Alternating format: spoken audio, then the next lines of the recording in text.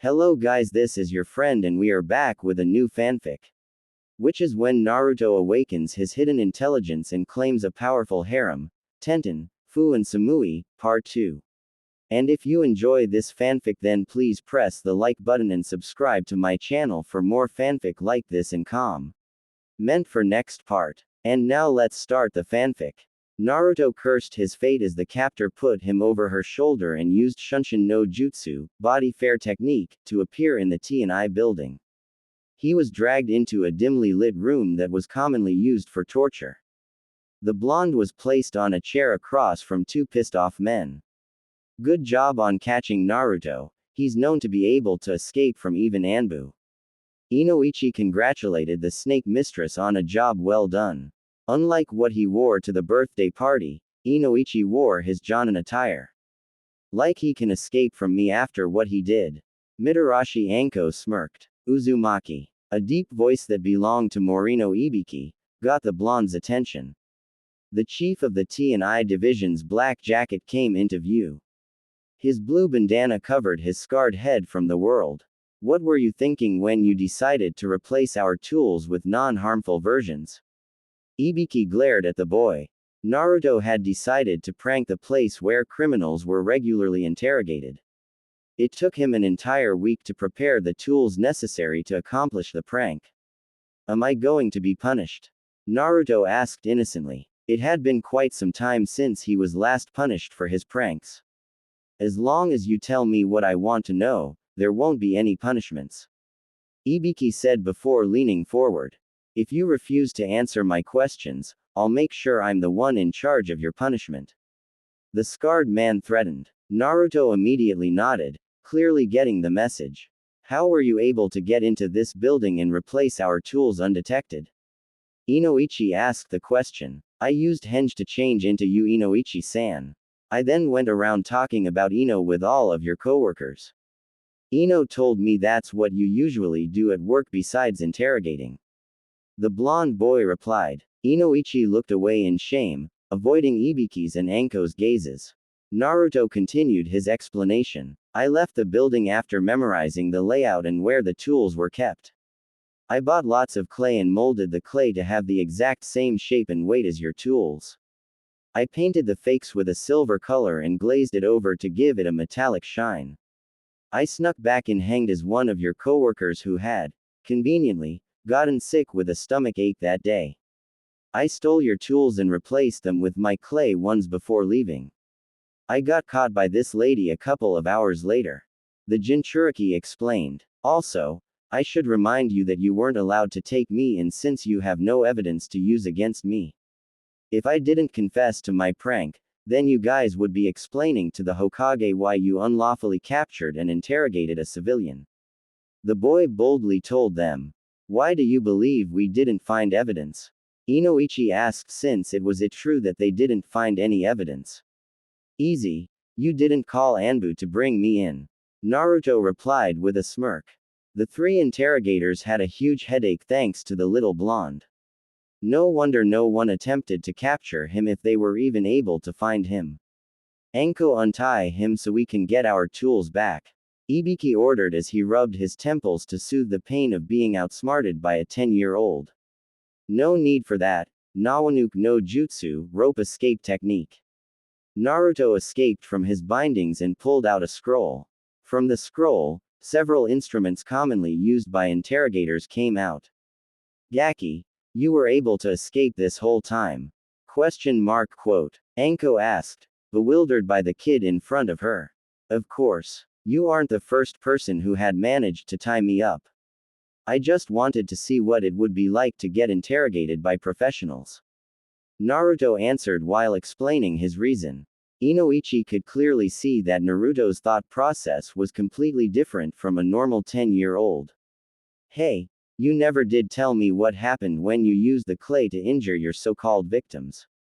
Quote. Anko decided to answer this question. I was scaring the wits out of this guy and he was just about to spill. I grabbed a senbon, intending to stab him in the knee. Instead of drawing blood, the senbon bent from contact. Both the guy and I stared at each other before we started laughing. He laughed. I laughed. I then knocked him out with a punch to the gut and began hearing that everyone else was having the exact same problem. She recapped what happened earlier today. Naruto busted out laughing at their predicament. If there's one thing that we can get out of this, is that we can now psychologically scare our prisoners since they won't be able to tell the difference between the real and fake tools. Ibiki grinned manically for seeing the silver lining in this event. Inoichi and Naruto's sweat dropped at Ibiki's happiness. Man, you guys really know how to scare people. Naruto commented as an idea popped into his head. Do you think I can help interrogate someone? Inoichi was flabbergasted at Naruto's question. Why do you want to interrogate someone, if I may ask? The blonde man inquired, not liking the fact that his daughter's friend wanted to interrogate a person. Naruto smirked before pulling out a scroll that contained the book, Shinobi Basics 101. This book says that a shinobi must always control their emotions out in the field. If you let your emotions get to you, you're more likely to make mistakes. I figured that if I was able to manipulate my opponent's emotions, then I'll have a better chance of winning. Anko and Ibiki smiled at his logic. The ability to get under someone's skin was quite useful. An enemy could get distracted by your words, actions, or even clothing. That was why Anko dressed so scandalously and teased people. Ibiki had a hardened gaze along with an imposing build that deterred enemies. Sorry Gaki, but you have to be a part of the division to actually interrogate someone. Anko replied as she killed Naruto's chances with that. Do you happen to have any books or scrolls regarding the subject? Naruto asked since he wasn't going to interrogate anyone anytime soon. I actually think you have the right mindset regarding controlling your emotions, but I don't think you should try to manipulate your opponent's emotions. If you accidentally misjudge how a person is going to react, then that can mean your death. I have seen people taunt their opponent, only to be dead when their opponent went off in a rage. Inoichi reasoned with the fellow blonde. What Inoichi says is right. You should spend your time observing your opponent instead. Information is very vital to a shinobi due to the fact that any piece of information can save you from death. Of course, not all information is correct, so you'll have to determine which one's real or fake. For example, when you look at me, what kind of fighter do you see? Ibiki asked Naruto. To me, you're mainly a ninjutsu expert that also excels in taijutsu.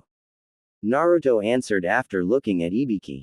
Ibiki smirked at the answer. I'm actually a genjutsu expert that excels in ninjutsu. The imposing man replied. Naruto was perplexed because Ibiki didn't seem the type to use genjutsu. Ibiki saw that Naruto was slightly confused. That information is false. I simply wanted to see your reaction. I'm really a shinobi that excels in shurikenjutsu, genjutsu, and ninjutsu, but I'm not an expert in any field. Naruto was dumbfounded that he was tricked so easily. This time, Anko decided to chime into the conversation. As Ibiki said, to a shinobi information is very vital. The only way to counter that information is deception. Deception is the key to luring your opponent into a trap and tends to be more effective than taunting. As a prankster, you know about deception since you used a henge to blend into the crowd. You took another route, knowing that I can't stop you if you're at the Hokage Tower. She informed. Naruto realized he was using deception without realizing it and how effective it was. So you're saying that if I look weaker, my opponents are bound to underestimate me. Since they underestimate me, it gives me more chances to deal a fatal strike.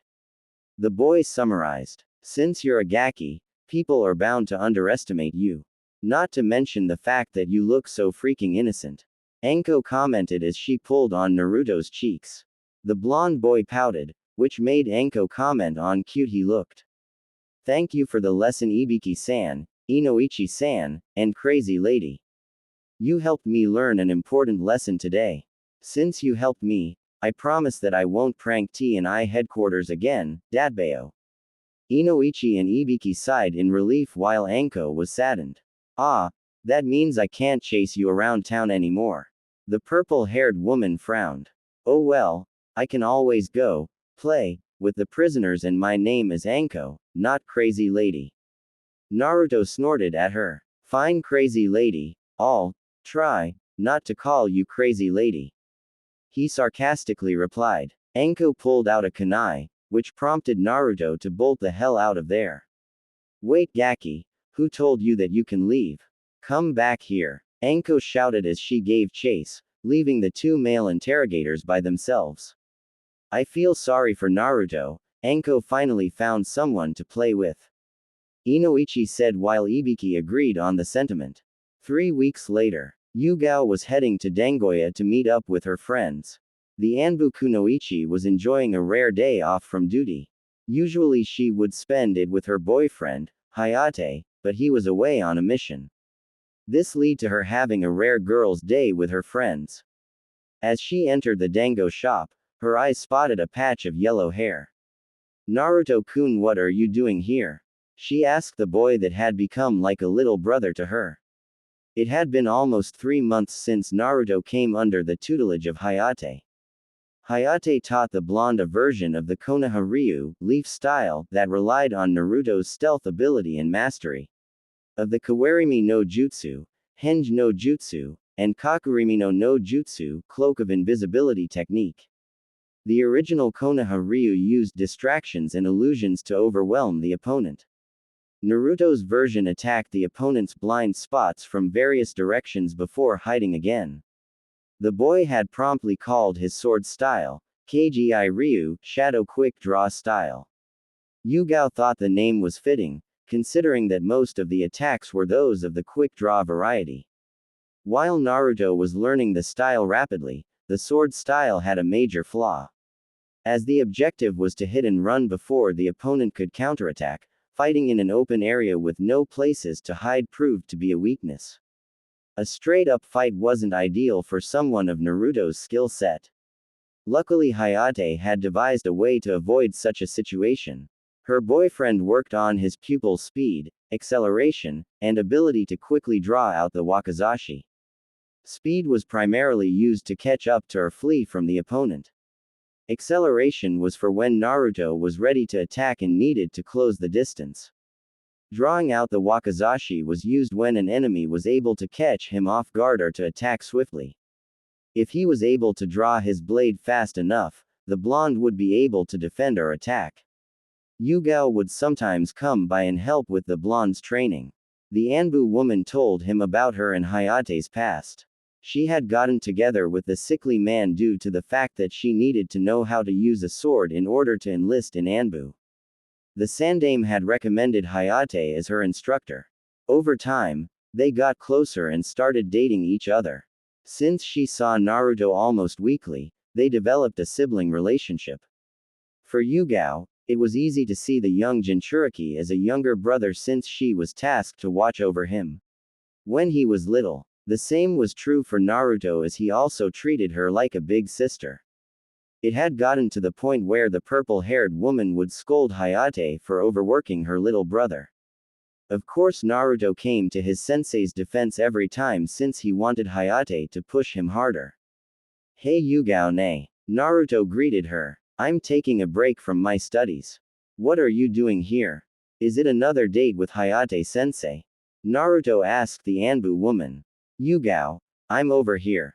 A feminine voice called out to the purple-haired woman.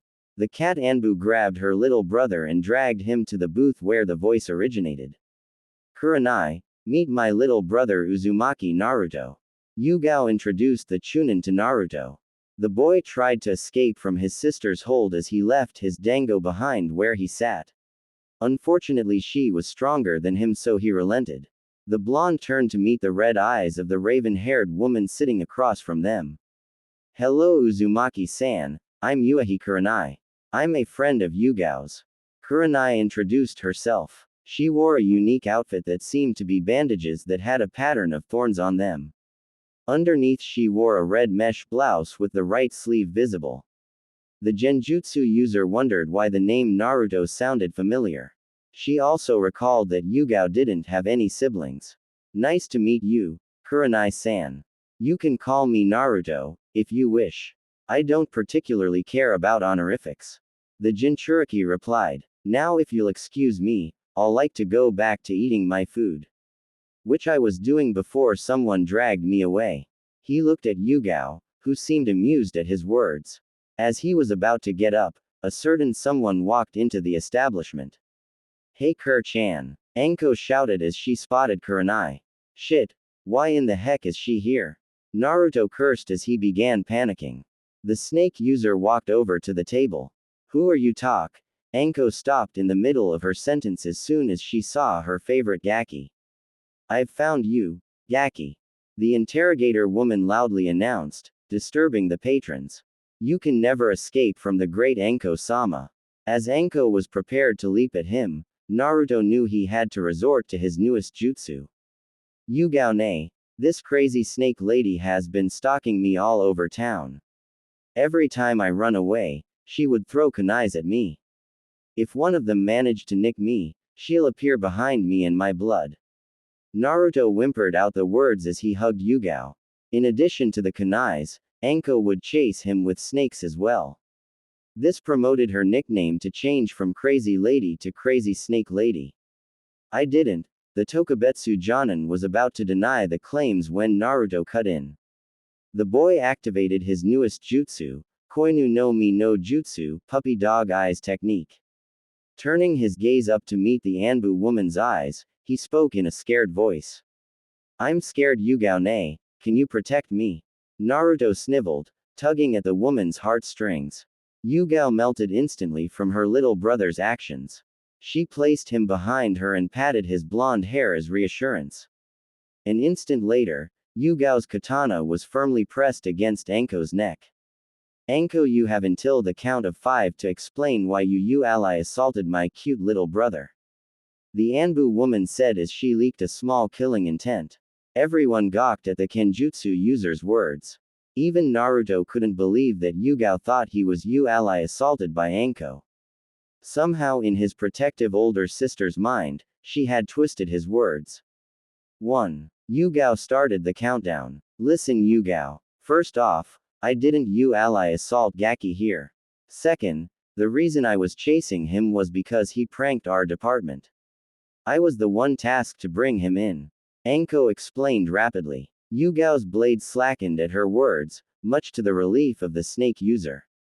The blonde boy wasn't going to have that, so he pressed his advantage once more. But Yugao-ne, I already went and apologized for the prank. When I was leaving, she started to chase after me for no reason. Ever since, she's been following me around. Naruto whined to Yugao, but he was snickering inwardly.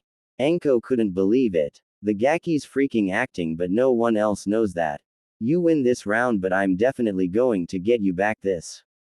The Tokubetsu Jonin thought. Before Yugao can press the fellow purple-haired female for answers, the earth underneath them shook furiously. What in the world was that? Anko audibly voiced everyone's thoughts. An Anbu came out of nowhere and approached Naruto. Uzumaki-san, the Hokage requests your immediate assistance. It's of the utmost importance. The operative told the boy. Worried about his grandfather figure, Naruto dashed out of the restaurant and towards the Hokage tower. So you're on Naruto duty today, Lynx. Yugao spoke to the brown-haired Anbu with the lynx mask. I'm wondering why you're still here when Naruto has already left. Her eyes narrowed at Lynx, causing him to flinch. The lynx operative used Shunshin to flee from her wrath. As the Anbu left, everyone went back to their activities. The purple-haired Anbu walked back to the booth where her friends were sitting. Why do you have Anbu watching over your little brother? Kurenai asked as she wondered if Yugao ordered her subordinates to keep watch over Naruto. The Genjutsu mistress wouldn't put it past the Anbu captain considering how protective she was with him in the debacle with Anko earlier. It was originally a volunteer duty because of his status. Yugao whispered to the raven-haired woman. Kurenai was confused at Yugao's words when it said in her. Naruto was the name of the boy that contained the Kyuubi. I didn't even recognize him since he wasn't wearing that orange monstrosity. The Chunin confessed. Yugao stuck her tongue out in disgust as she remembered the horrible thing. He lost that thing over a year ago. Where have you been? The Anbu woman inquired. Anko snickered at Yugao's disbelief. The snake lady had just returned after retrieving a plate of dango. Don't blame Chan. She has to keep up her persona of the Ice Queen of Konoha, so she typically ignores everything. Anko explained, her snickering turned into laughter. Kurenai groaned at the title. I hate that name. I don't understand why people call me that. I'm a nice person and I don't ignore everything. The Ice Queen denied. Anko held up 3 fingers at Kurenai. 1. You've rejected every guy that has asked for a date. 2. You glare at anyone who does anything remotely perverted.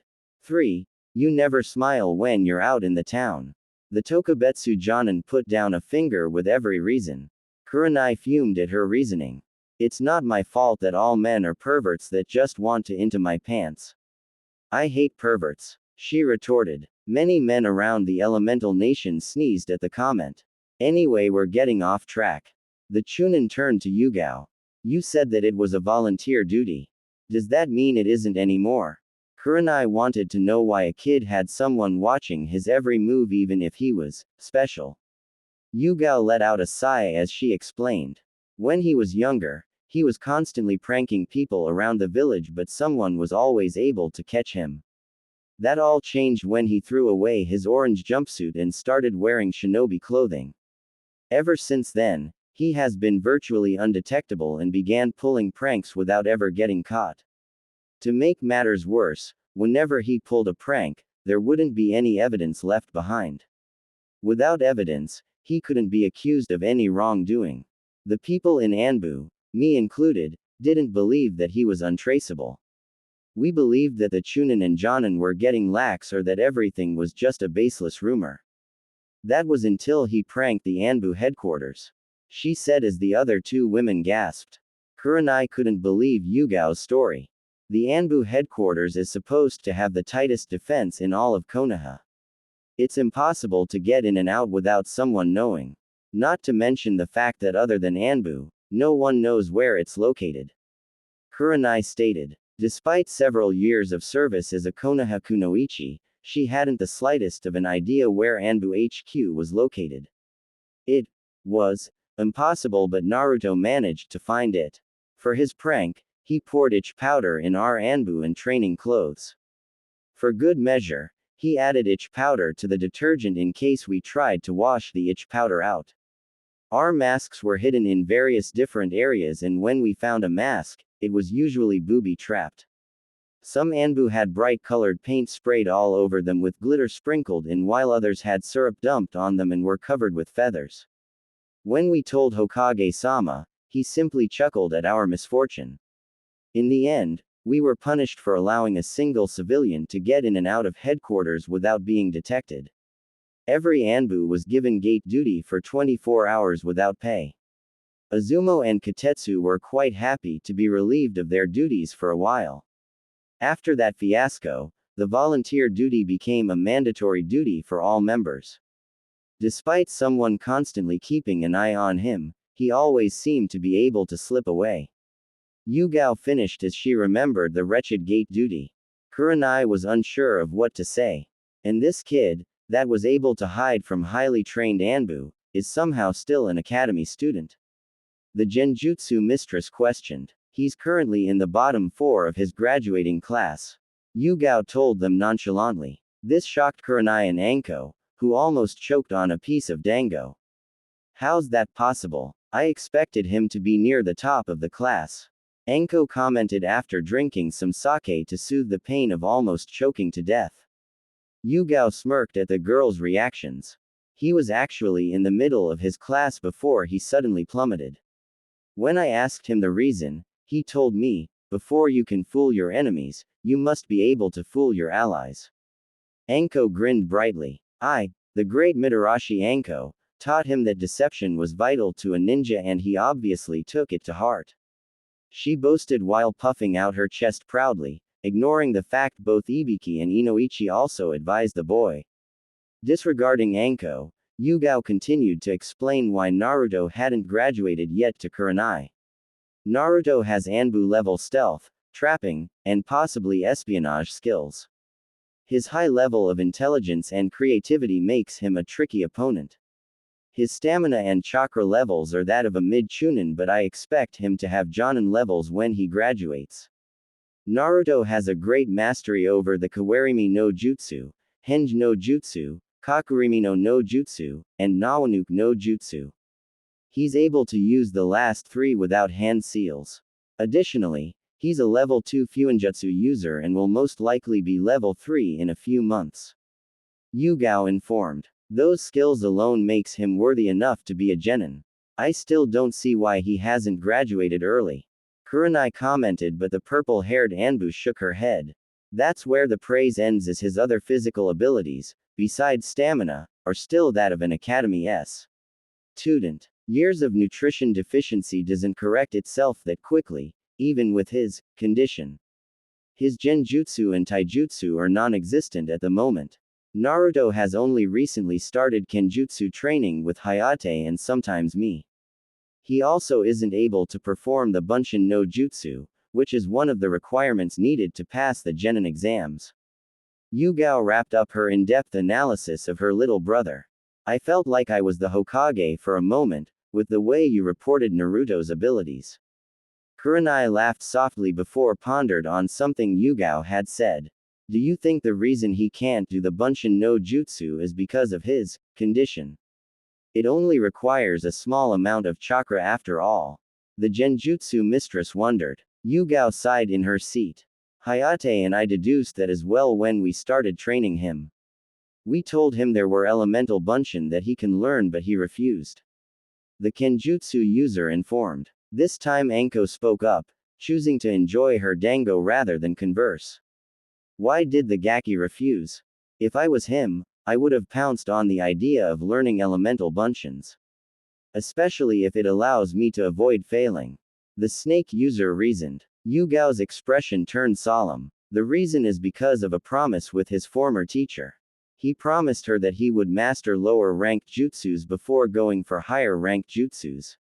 Naruto told me that he would rather use a low-ranked jutsu at full power than a high-ranked jutsu at half the power. Yugao said, recalling the conversation that she had with Naruto. Kurenai could see the reasoning behind it, but he was doing more harm than good. Anko frowned at the former teacher part since it reminded her of a certain snake. Who was his former teacher? She must have been someone incredible for him to respect her so much.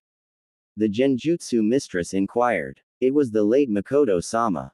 Yugao replied as she began wondering if she had the right to talk about Naruto's past with her friends. Sure, they had gotten close in the past few weeks, but he told her his past in confidence. Kurenai was shocked and easily saw why the blonde persisted with the Bunshin no Jutsu. If Naruto gave up, it would be like breaking one of the few bonds he had left of her. The booth was silent even though the rest of the store was loud and rowdy. Please don't tell this to anyone. I shouldn't have told you without asking Naruto for permission. Yugao pleaded to her friends. They nodded at the request. If it helps, why not tell him to make as many Bunshin as possible instead of the required 3? It should be easier since he won't be limiting the amount of chakra he uses. Kurenai suggested. Yugao nodded and said that she'll tell Naruto the next time she saw him. The three ladies continued to talk about different topics well into the night. With Naruto after he left Dangoya. As Naruto arrived at the Hokage Tower, he was greeted with craters on the floors and walls. The Anbu were on the floor knocked out while the secretary was shivering behind her chair. He raced past her, hoping his grandfather was safe from whomever that attacked. The boy busted the door open to see Jiraiya and Hiruzen, holding down a blonde lady. A black-haired lady holding a pig was off to the side, away from the men. Hokage-sama, are you alright? Naruto asked even though he could see the situation was under control. Oh yes, I'm fine Naruto-kun. Please come in and close the door. The Hokage smiled at Naruto's formal way of addressing him. The blonde boy did as told and watched as the two men slowly got off the blonde woman. Upon release, she gingerly stood up and looked into the direction of Naruto. Her blonde hair was tied loosely into 2 ponytails while her forehead had a unique diamond-shaped mark. Both her gray kimono and the green haori, which she wore over the kimono, were in a disheveled state as she walked towards her fellow blonde. Naruto's eyes were drawn to the green gem necklace around the woman's neck. Looking up at her eyes, he saw a mixture of emotion swirling in them. But the most prominent was that of remembrance. Have I seen this woman before? Only Gigi gives me that look when I visit, like he's seeing someone else in me. Naruto mused before recalling his parents. She must have known my parents. He concluded. Naruto, I want you to listen to me. Hiruzen spoke, drawing the boy's attention away from the woman. The person in front of you is Tsunade of the Sannin and also your godmother. Before you get mad at her, she didn't know that you existed until today. Jiraiya and I hid the truth from her because she wasn't in the right mindset to care for you. Hiruzen explained while nursing the bruises he got from his female student. You didn't know I existed? Naruto asked calmly. Tsunade shook her head no. You were presumed dead along with your parents. I figured that you died since my sensei would have told me if you were alive. At least I thought he would have told me. She scoffed out the last sentence. His godmother sat down on the floor in front of him. Anyways, I should introduce myself. My name is Senju Tsunade, one of the 3 legendary Sannin and the last of the Senju clan. I'm known as the best medic in the world, she said, hoping to give a good impression. Harem is also known as the legendary as she's the worst gambler in the world. Jiraiya butted in. Nobody asked you. Tsunade rebuked her teammate. Clearing her throat, she turned back to her grandson. Now tell me a little about yourself. Naruto sat down on the floor as well. I'm Uzumaki Naruto, the village pariah and one of the few Uzumaki in the world. My dreams are to one day become Hokage and to keep all of my promises. In my spare time, I like to pull pranks, train, and read books. Naruto started out softly but grew louder as he finished. A second later, the black-haired lady sat down next to them. Hello Naruto-kun, my name is Shizune and this here is Tenten. Shizune introduced herself. She was wearing a long bluish-black kimono that was held together by a white sash. Tenten had a dark red jacket and a necklace of pearls. Boohee! Tenten called happily as she stepped to Naruto. The blonde boy pet the pink pig, earning another boohee. I hope I didn't interrupt. I wanted to introduce myself since I'm Tsunade-sama's apprentice. The black-haired medic Nin apologized. It's okay Shizune-san. I was wondering who you were. Naruto admitted. Please don't call me San, it makes me feel older than I actually am. Shizune sighed as she told the blonde. What shall I call you then? Naruto asked, which made Shizune put a finger to her chin in thought.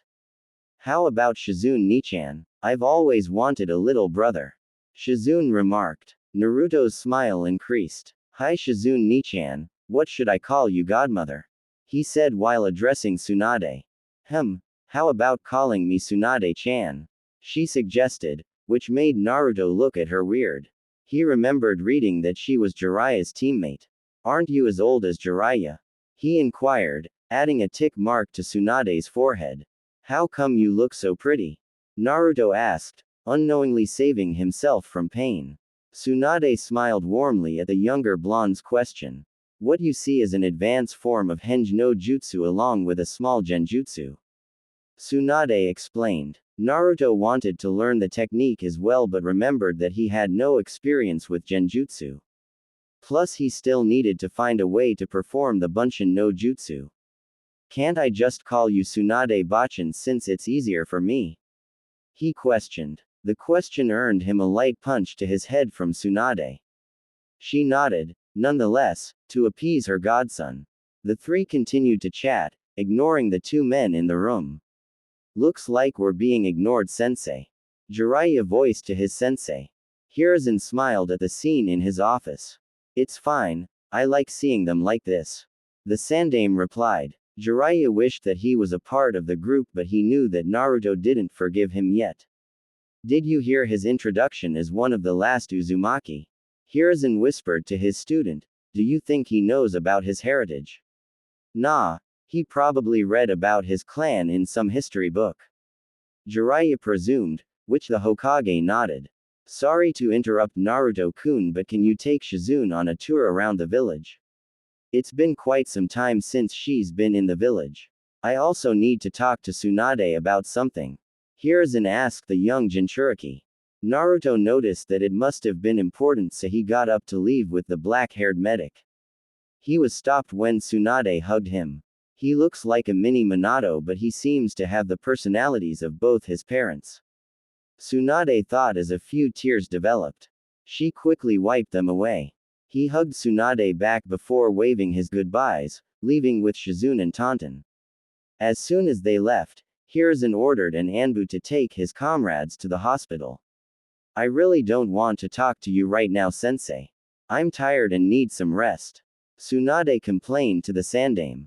Tsunade, I need you to stay because it's of utmost importance. I wouldn't have called you back like this if it wasn't. I also intend to keep my promise regarding the medical program and your debts. However, that talk is for another day. Hiruzen replied, summoning another Anbu. Summon Dog and Lynx to my office immediately, and I want the entryway to be cleaned up. He ordered. The Anbu nodded before leaving to perform his duties. A few seconds later, Dog and Lynx appeared in the room. You called Hokage-sama? The Anbu with gravity-defying silver hair asked. Hiruzen nodded to Dog and then to Jiraiya. The Toad Sage surveyed the room before activating his privacy seals.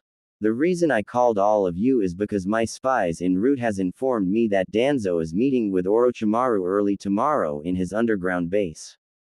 The Sandaime informed. Shock could be seen on Jiraiya's and Tsunade's faces. Dog and Lynx were also surprised at the news, but their masks covered their expressions. Sensei, do you know why they're meeting up?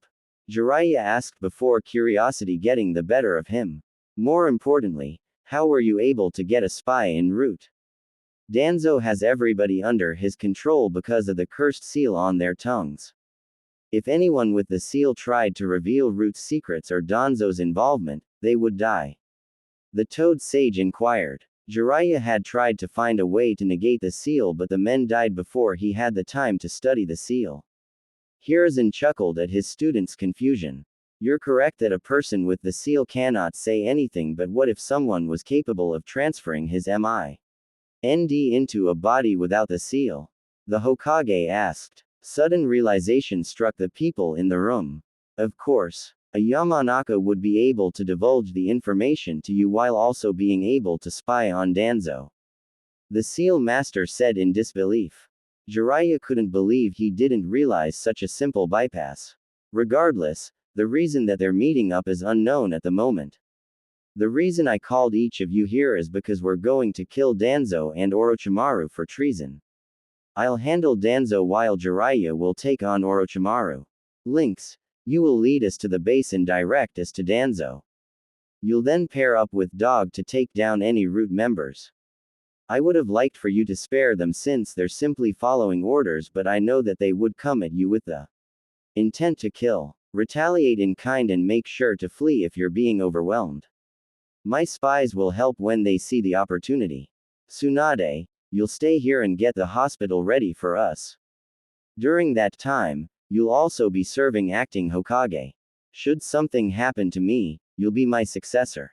Hiruzen explained his plan to the group. Tsunade wasn't happy with the plan. Why am I staying behind while you go off to battle? Sensei, I'm not a little girl that needs to be protected, I'm one of the Sannin. She said defiantly. Tsunade didn't like the idea of them going in without a medic. Tsunade, while you're correct in saying you're a Sannin, how long has it been since you actually fought? Her sensei questioned. Forget fighting, how long has it been since you've trained? As a medic, you know that sense is dull when not actively used. I've been training rigorously for over 3 months to get back in fighting shape, and I know Danzo has always remained in shape even after the war. Orochimaru and Jiraiya constantly hone their bodies during their travels around the elemental nations. Let us not forget that you've developed a fear of blood since the end of the war. The Sandaime said, watching her winch.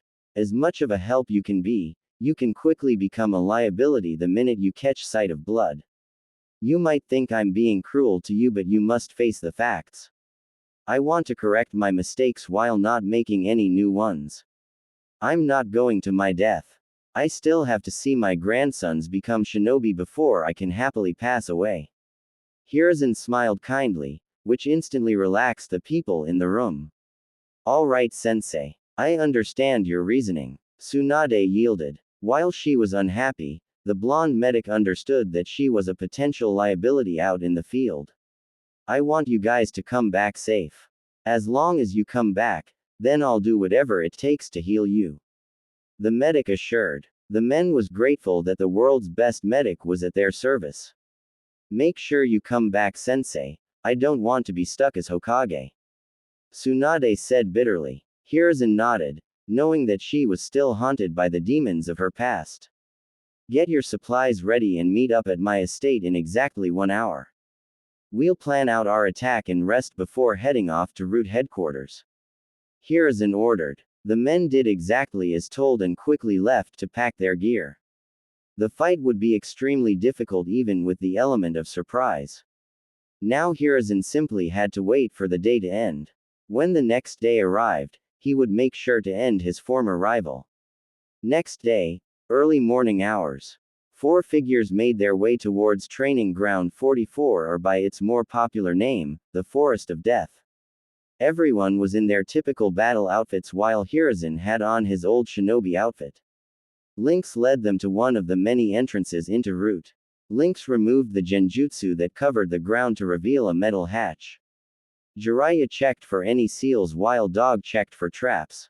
After disabling all they could find, the group made their way into the headquarters and navigated through the tunnels.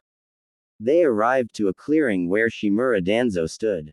What a surprise to see the Hokage here. How are you on this fair night, Hiruzen? Danzo asked, but was frowning that his rival was in his secret base. The route leader had wrappings covering his right eye and parts of his shaggy black hair. The man had on a white tunic underneath his black robe. No wonder the snake left so quickly. Shimura Danzo, based on reports of child kidnapping and associating with a known traitor, you're hereby sentenced to death. This sentence will be effective immediately. The Sandame cut the chatter as he got into his battle stance. Suddenly 100 root Anbu erupted from the shadows and surrounded the intruders. Deal with the tag-alongs. I'll personally deal with Hiruzen. Danzo ordered. Jiraiya go after Orochimaru. The rest of you stick to the plan. Hiruzen ordered his men as well. Dog and Lynx dashed back to the entrance to get to another clearing while Jiraiya pursued after Orochimaru. The Toad Sage vanished before the Root Anbu were able to intervene. The Root members went after Dog and Lynx, leaving the 2 war veterans alone. Dog and Lynx vs 100 Root Anbu. Dog and Lynx raced back to the entrance and activated the exploding tags that they placed as they fled. Bombs went off and the tunnel collapsed onto itself. Every Root member survived and quickly surrounded the 2 intruders. Mokuten. Ki-Ida no Jutsu, would release. Tree limb technique. Lynx sprouted tree limbs, hoping to capture or impale the Root members. 25 members fired off the same fire jutsu. Kaden. Enden, fire release, fireball. They shouted together. The jutsus merged together, forming one huge fireball. The fireball turned the wood into ash and continued to head towards Lynx. Sweden. Sujinheki, water release, water encampment wall. Dog announced as soon as he was near Lynx. Dog's jutsu surrounded the duo and was barely able to withstand the attack. They heard a roar and turned around to see a Doryuden, earth dragon projectile, coming at them. Dog and Lynx was able to successfully dodge the attacks. They were entirely on the defensive and the enemy wasn't letting up. Raiden. Jabaki, lightning release, electromagnetic murder. Several Root Anbu shouted. Bolts of electricity came from every direction and neither Konoha Anbu had enough time to form seals for a jutsu. Mushi Kame no Jutsu, insect jar technique. A stoic voice called out. Insects surrounded the 2 Konoha Anbu and protected them from harm. After the technique died down, 2 young Root members stood next to Dog and Lynx. It took you too long enough. Dog said rather lazily, even though he was still surrounded. It was rather difficult to apply my Rinkaichu while everyone was moving around. However, you were able to buy enough time for me to infect everyone. The boy with the stoic voice replied to Dog. As if puppets with their strings cut, the other members of Root fell to the floor in agony. Many bodies twitched before finally succumbing to the microscopic insects. The young Root members took off their masks to reveal Yamanaka Fu and Aburame Torun. Torun fell down to one knee from chakra exhaustion. When the Hokage told us about the spies, I never expected you to be so young. Lynx voiced his opinion. When we were asked to join Root by Danzo's request, the Hokage gave us an espionage mission to discreetly spy on Danzo. Our abilities made it easy to access Root's secrets. Fu explained. Torun stood upright and steadied his breathing. Even the most secure places have insects within them. That includes Root headquarters as well. I am able to talk to other insects, which allowed me to spy on Danzo even though I am not a senior member. Fu would then proceed to enter my mind and memorize what I learned with his clan techniques. When we went on missions, Fu would go into the mind of a random civilian and relay the information to Hokage-sama. Good job you two, but you have new orders from Hokage-sama. You'll lead me to where the kidnapped kids are located. We'll then flee with them and get them treated at the hospital. This was originally Lynx's orders, but that changed when we collapsed the tunnel. Lynx, go assist Hokage-sama immediately. Dog relayed his orders. Lynx merged into the ground and quickly departed from the others. Follow me, Dog-san, Fu said, and the trio left, leaving behind the bodies of 98 dead Root Anbu. Hiruzen versus Danzo. Hiruzen, it seems you've grown a backbone after all these years. I have to ask, what brought about this sudden change? Danzo spoke calmly. I changed when you ordered the Uchiha massacre despite my wishes. Now enough talk. Today I shall bring your life to an end. Hiruzen spat out before throwing 5 shurikens. Shuriken Kage Bunshin no Jutsu, Shuriken Shadow Clone Technique. Instantly the 5 shurikens multiplied to 25 and flew towards Danzo. Futen. Daitapa Wind Release. Great breakthrough.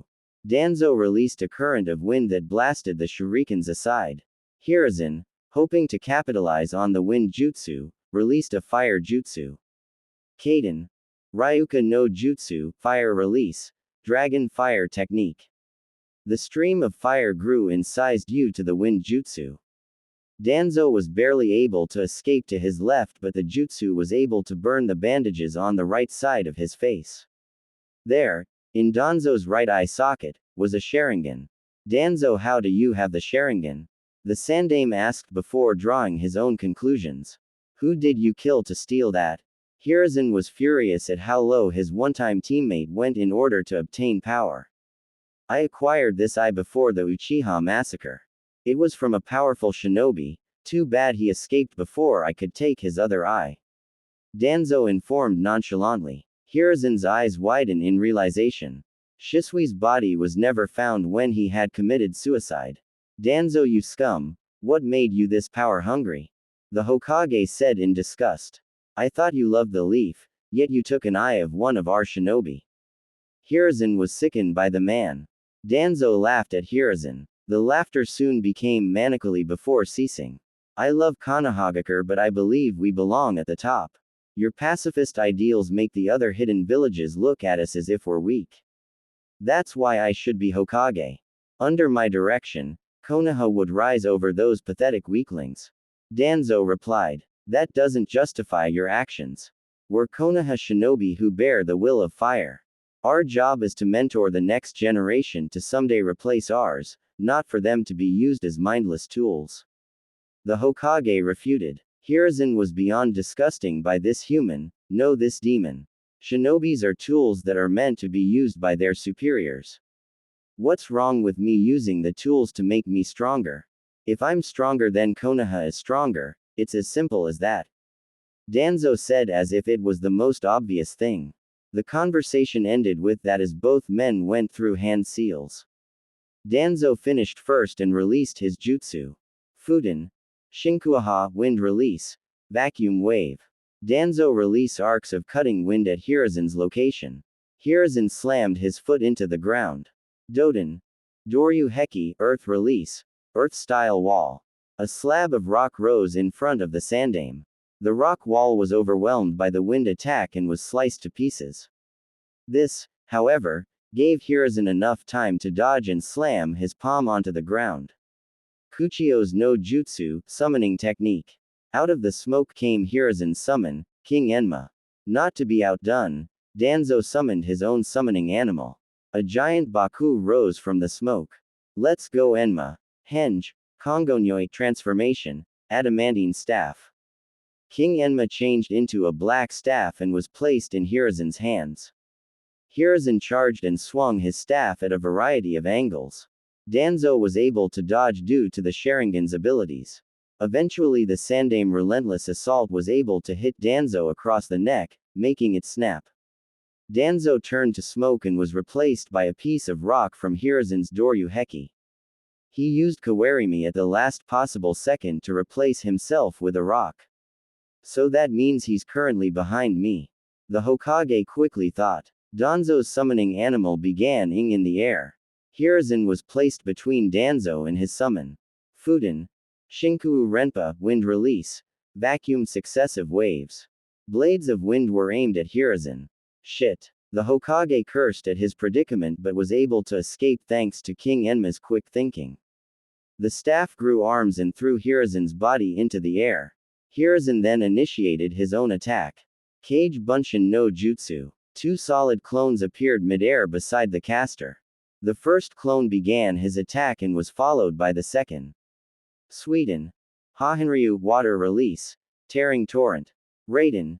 Gion, lightning release. False darkness.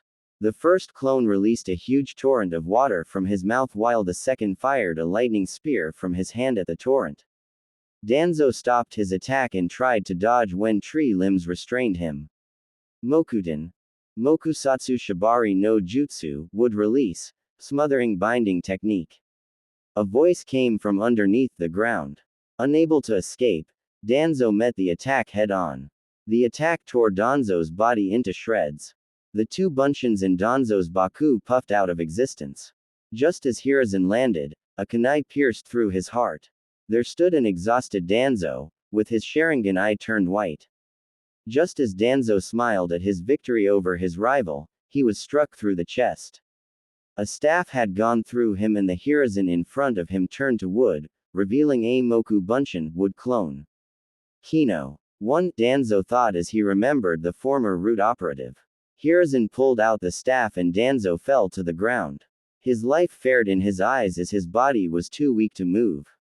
There was no monologue or rant on being Hokage. His dream on making Konohagakure stand above the other villages was gone. His quest was ultimately ended by the same man who took the Hokage seat from him. His eyes closed and the life of Shinobi no Yami, the darkness of the shinobi, was over. However unknown to everyone, Danzo gave Orochimaru an order using Koto Amatsukami, the Uchiha's strongest genjutsu. The order was to surgically implant Uchiha's eyes along with the Shodai's DNA into Danzo's right arm. But just as the deal was done, Orochimaru fled with the eyes while promising the surgery another time. It was thanks to Hiruzen's intervention that the surgery didn't take place. In the Sandame Hokage's pursuit to end his rival, he had unknowingly gave his former student more power. Hiruzen sat in his chair and replayed what had happened in the past month.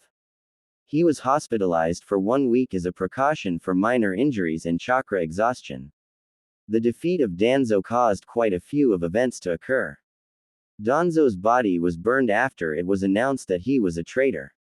Most didn't believe that such an esteemed elder could be a traitor, but when evidence of him collaborating with Orochimaru came to light, there was no protest to the burning. Jiraiya was unable to track Orochimaru's slippery trail, which seemed to disappear into thin air. Unable to find him in the darkness, the Toad Sage went back and reported to Hiruzen. The Hokage ordered a widespread search for possible tunnels or caves that could lead out of the village. The shinobi were able to find several deserted labs, but none of them led outside the village. Jiraiya then left the village, hoping that his spy network would aid him in finding where the snake hid. Danzo's route was secretly kept in operation, but this time under the guidance of Lynx, aka Tenzo, who was named route commander. All route shinobi that were loyal to Danzo were executed for treason. The others surrendered and were admitted into T&I. Documents regarding route's activities were collected for Hiruzen to review. It was amazing that Danzo had put his plans and dealings on paper. Some of the stuff the man had done was frightening. It clearly showed how much he strayed from the right path. He was involved with Hanzo the Salamander to quell a Megacure's rebellion, in hopes that Hanzo would help him invade Konohagakure so Danzo could be Hokage. He gathered, against their will, young children to be put in his program. He would even kill the parents if the child had potential to be used as a weapon. Danzo even made children kill each other to get rid of their so-called useless emotions. He attempted to kill Shisui to steal his Sharingan, but he was only able to steal an eye before Shisui escaped. That explained the real reason why Shisui had committed suicide, to prevent Danzo from acquiring the other eye. In addition, there was a roster of every route Anbu. Even the ones that were killed were listed. Hiruzen checked the list and matched it with his own roster of shinobi. The Sandaime wanted to ensure that no route Anbu loyal to Danzo was alive. He skipped over the ones killed in action as they were dead. Danzo's papers even revealed how the other elders and some civilian council members were persuaded to join his side. This caused Hiruzen to strip those council members of their seats and send them to T&I for questioning. Kaharu and Homura were asked to retire because if the villagers knew that all three elders were involved in traitorous actions, the villagers wouldn't trust the higher-ups. The two ex-elders regretfully retired from their posts and Hiruzen was forced to select new elders. He decided on his two loyal students, Jiraiya and Tsunade. Jiraiya would only be available for council meetings if it was deemed important. Tsunade was chosen because Hiruzen wanted to groom her to be the next Hokage, not that she knew that. Although he didn't want to remain Hokage, he knew he had to teach Tsunade everything that was needed to become Hokage before he retired. The younger kids en route were put into an orphanage and were adopted by the villagers to help them regain their emotions. Two of the kids requested to live with each other instead of with a guardian. Hiruzen didn't like the idea of having kids live by themselves. He was going to dismiss the request when his surrogate grandson barged in. Flashback begins. Naruto had barged into the Hokage's office when he heard that the old man was hospitalized. "Gigi, are you okay?" Naruto asked, ignoring the fact that Hiruzen was with company. "As you can see, Naruto-kun, I'm in good health. I wish that you would have knocked because, as you can see, I have company," Hiruzen said while chuckling at his grandson's antics. Naruto looked at the two boys that looked around his age. The one that seemed older had blue hair while the younger one had black hair. Both boys seemed awfully pale. "Oh, sorry about that, Gigi, I was just worried about you." Naruto rubbed the back of his head sheepishly in embarrassment. The blonde boy sat down on the couch so he wouldn't disturb the two guests while he waited. The two guests, seeing that Naruto wasn't leaving, continued the conversation with the Hokage. "Hokage-sama, can you please allow us to live together?" the blue-haired boy asked hopefully. "Sai is like a little brother to me and I don't want us to be separated if one of us gets adopted," the blue-haired boy explained. The black-haired boy named Sai nodded his head in agreement. Hiruzen sighed out loud. He honestly didn't want to separate the two boys, but living without an adult was hard for children that were still in the academy. "I'm sorry, Shin-kun, but it's difficult to live without a caretaker. Finding a place to rent you an apartment would also be quite difficult," the Sandaime informed. Before the blue-haired boy called Shin could respond, Naruto cut into the conversation. "Gigi, they could live in my building since no one else lives there besides me," the young Jinchuriki commented. The two boys looked at Naruto as if he was the savior to their problems. Naruto began pressing Hiruzen even more. "Plus, they'll have an orphan stipend until they graduate from the academy, which should be more than enough to live by. I really hope you don't separate family just because they don't have an adult to take care of them. Look at me, I've turned out just fine even with my circumstances.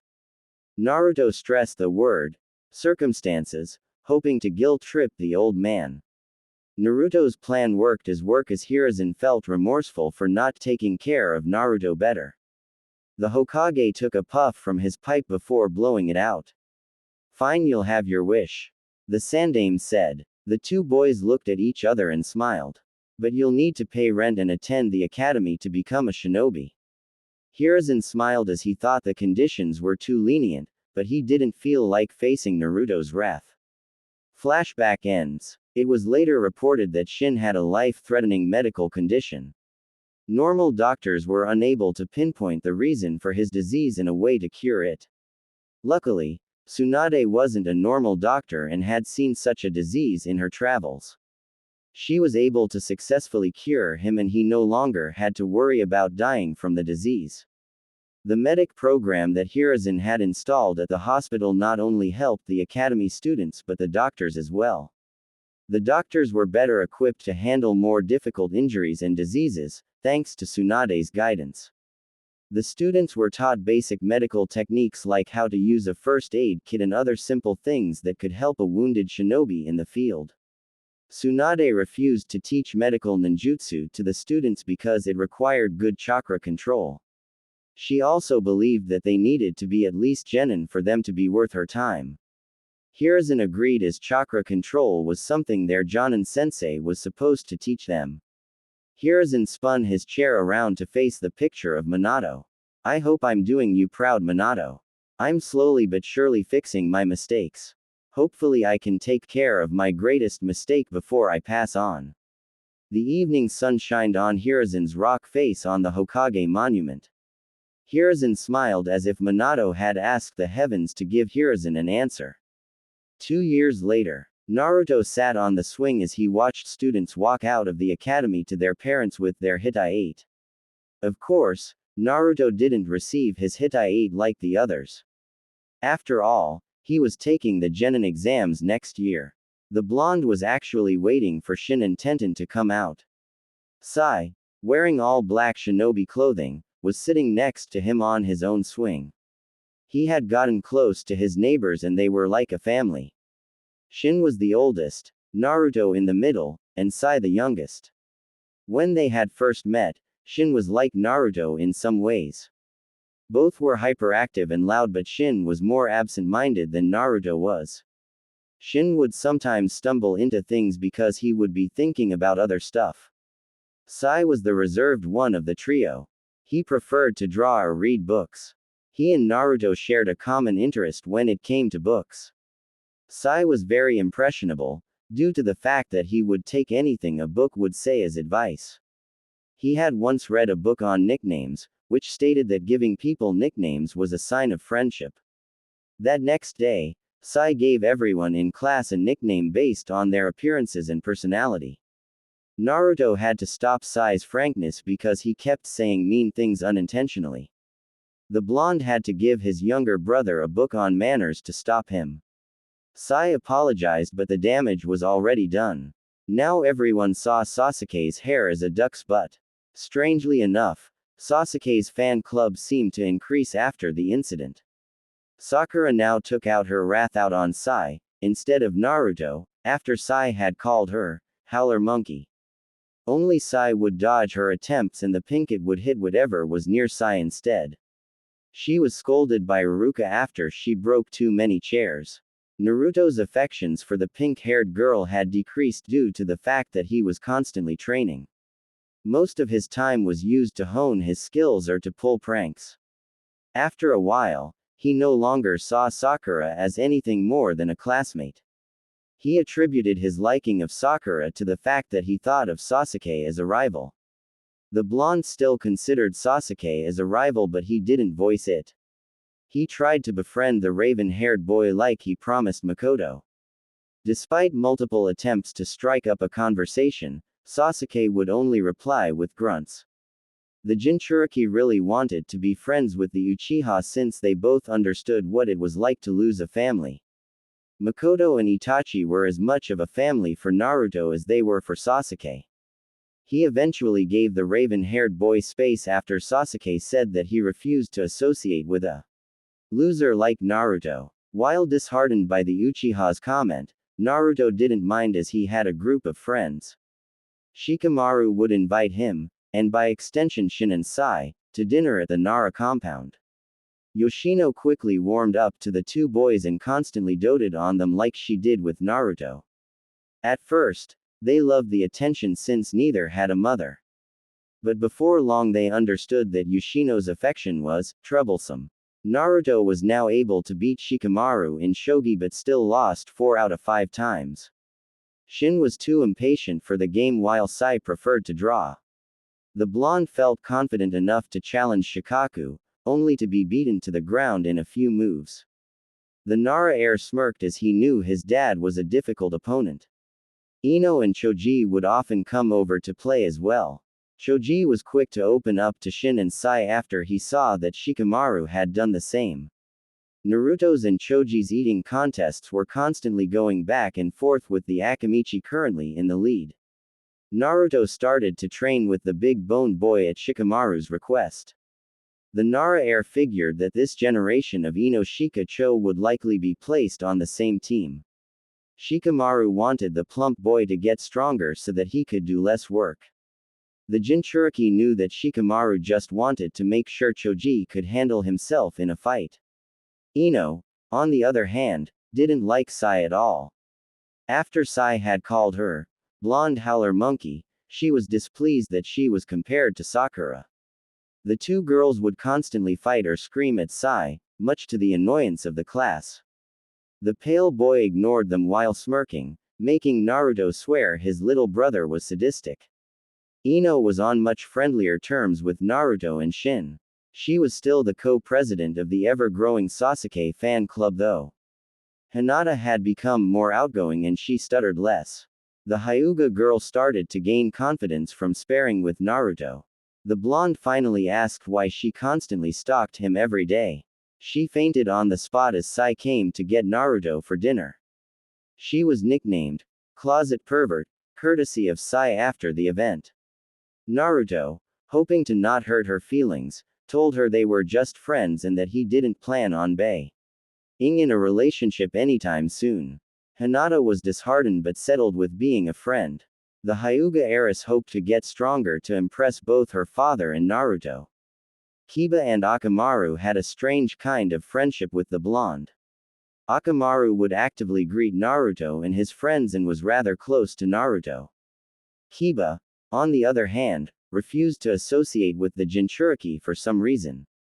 Naruto later found out from Ino that Kiba had a crush on Hinata but she only paid attention to Naruto. Kiba apparently wanted to be friends with Naruto but his pride got in the way most of the time. Shino was Naruto's best friend of the entire group. Although he was great friends with Shikamaru, the Aburame boy understood him better. They were both disliked by most of the populace because of what they carried. Naruto was scorned because of the Kyuubi while Shino was stared at with disgust because he carried Kikaichu in his body. The blonde would often visit the Aburame compound and was generally accepted by the clan. Naruto even met Shino's childhood friend Torun, who had recently came back from a long-term mission. Tenten was Naruto's best female friend. They constantly spar and train together. Naruto taught her Fuinjutsu to incorporate with her fighting style while Tenten worked with Naruto on his Kenjutsu. She quickly became friends with Yugao after she found that the Anbu woman also loved weapons, even if it was only swords. Tenten was ecstatic to meet her idol, Tsunade, but was extremely disappointed when she had met the drunkard. From that point on, Tenten only admired Tsunade's beauty and skills as a kunoichi. Naruto wanted to tell her about the Kyuubi but was afraid how she would react. She was his first true friend and he trusted Tenten. But unlike with Shino and Shikamaru, Tenten was directly affected by the actions of the Kyuubi. He didn't know until the brunette told him about her past. The Kyuubi had killed her parents, leaving her an orphan. Kaguya and Tara had adopted the girl afterwards. Naruto was scared that he would lose her when he revealed the truth. Meanwhile, Naruto's skills were progressing at a nice pace. He had finally succeeded in using the Bunshin no Jutsu after receiving Yugao's advice. He made 70 clones, instead of the required 3, and they didn't come out deformed. The blonde boy was able to use his other jutsus without hand signs after his older sister had pointed it out to him. Yugao told him about chakra memory, which was similar to muscle memory. After using one jutsu multiple times, the body was able to remember how much chakra was needed and how it was molded to activate the jutsu. Hand signs were a way to make the body learn the jutsu faster and to stabilize the jutsu.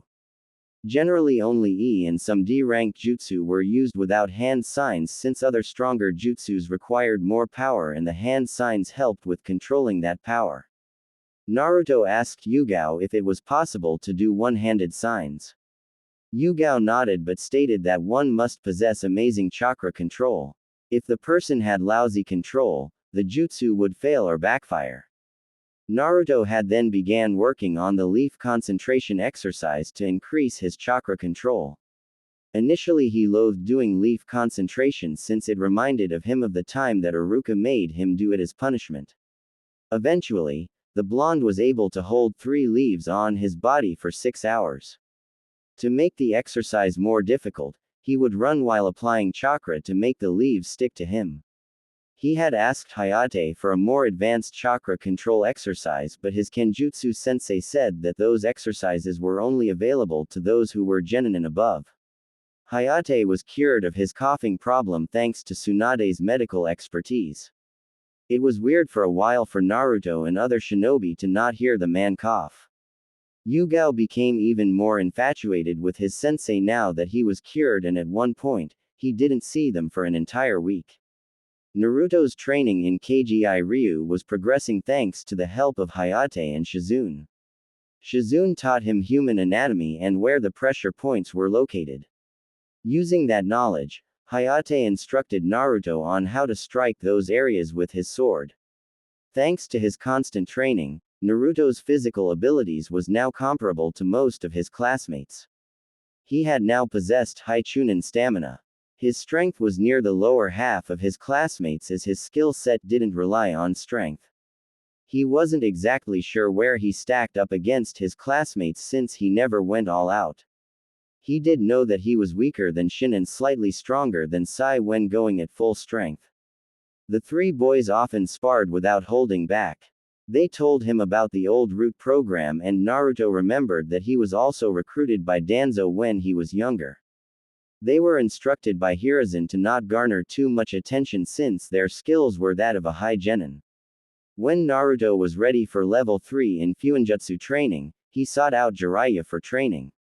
The Hokage told him that the Toad Sage had left on an important mission.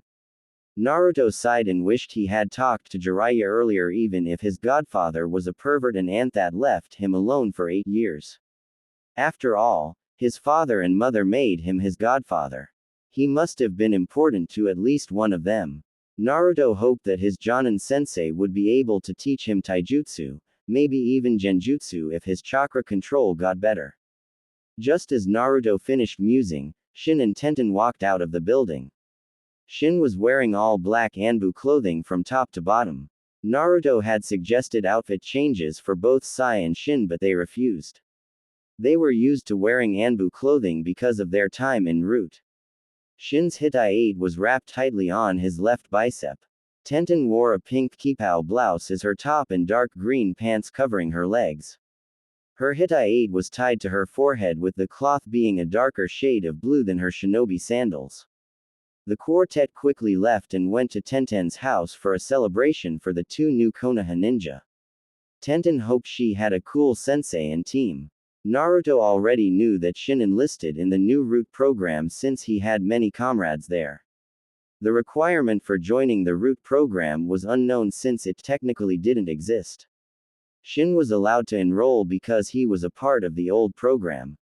The new Root ninjas were trained in espionage and were usually on missions outside the village. This allowed the Anbu to concentrate their forces inside the village. Root Anbu even served as backup members on difficult missions or when a squad requested reinforcements.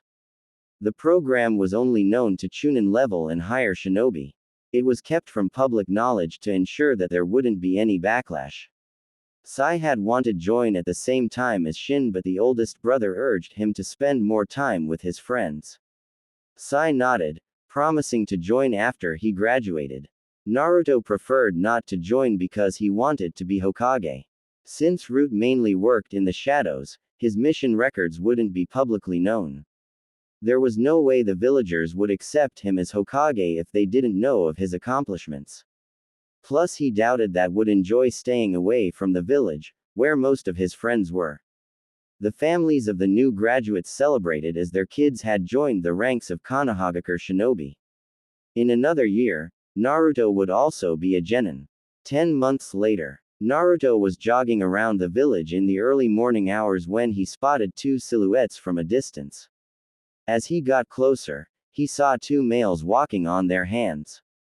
It was hard to miss them due to the fact their outfit was green spandex. The only redeeming feature of the outfit was the orange leg warmers, at least according to Naruto. Look Lee, someone else is exercising on this youthful morning. The older man beamed to his disciple. Yosh, Guy-sensei. This person is worthy in becoming my rival. The younger version proclaimed to his sensei. Lee jumped from his position and landed in front of Naruto, stopping the blonde from moving forward. Hello, my name is Rock Lee. May I have your name? Lee asked while he held out his hand. Uzumaki Naruto. Nice to meet you, Lee, but I need to finish my jog. Naruto shook Lee's hand, hoping to flee from the green spandex boy. Lee's bushy eyebrows were sending chills down his spine.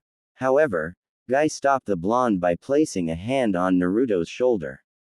Ah, you must be young Naruto, whom our Tenten talks about. It seems that you're a very hard worker, just like she told us.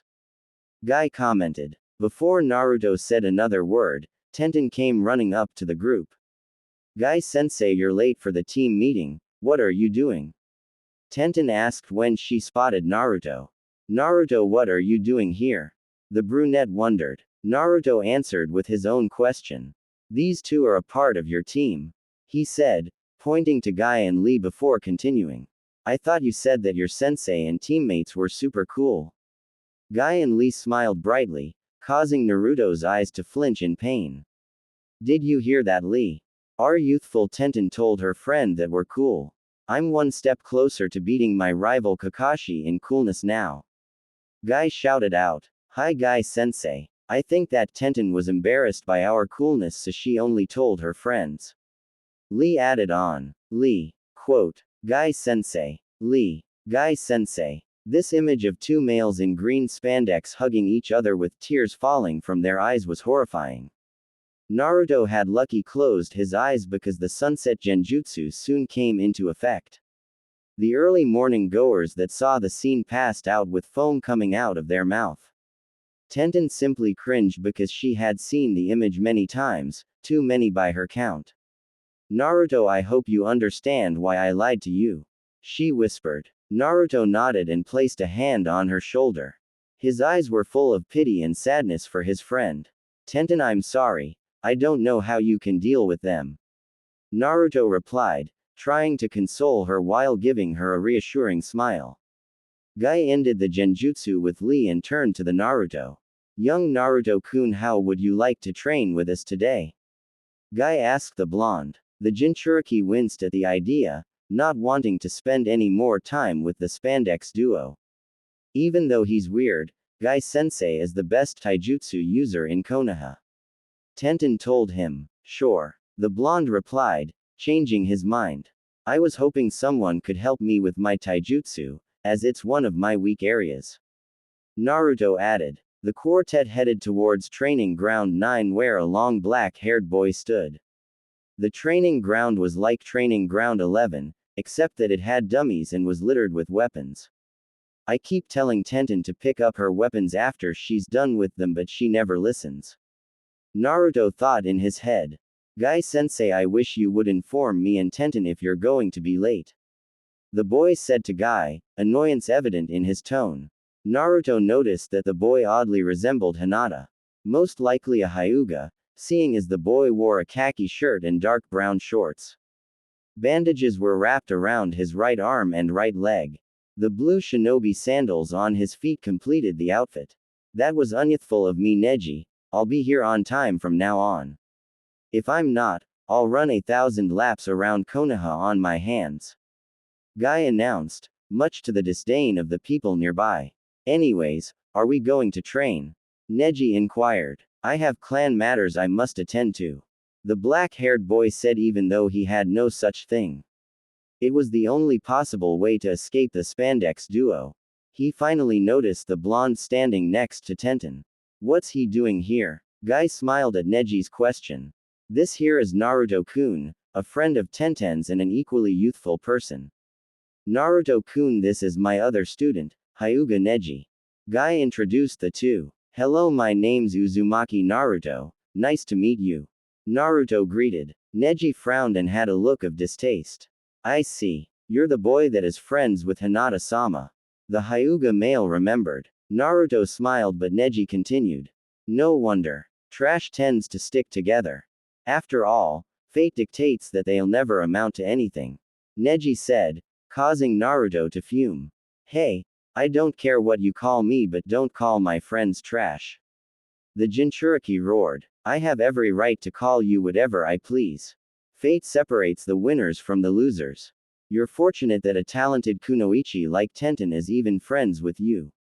A loser can only the ground of where the winner stands. Neji finished his monologue. Tenten was furious at her teammate for insulting her best friend. She was about to tell him off, but Lee intervened. Neji, in your eyes a loser will always be a loser, but with hard work anything can change.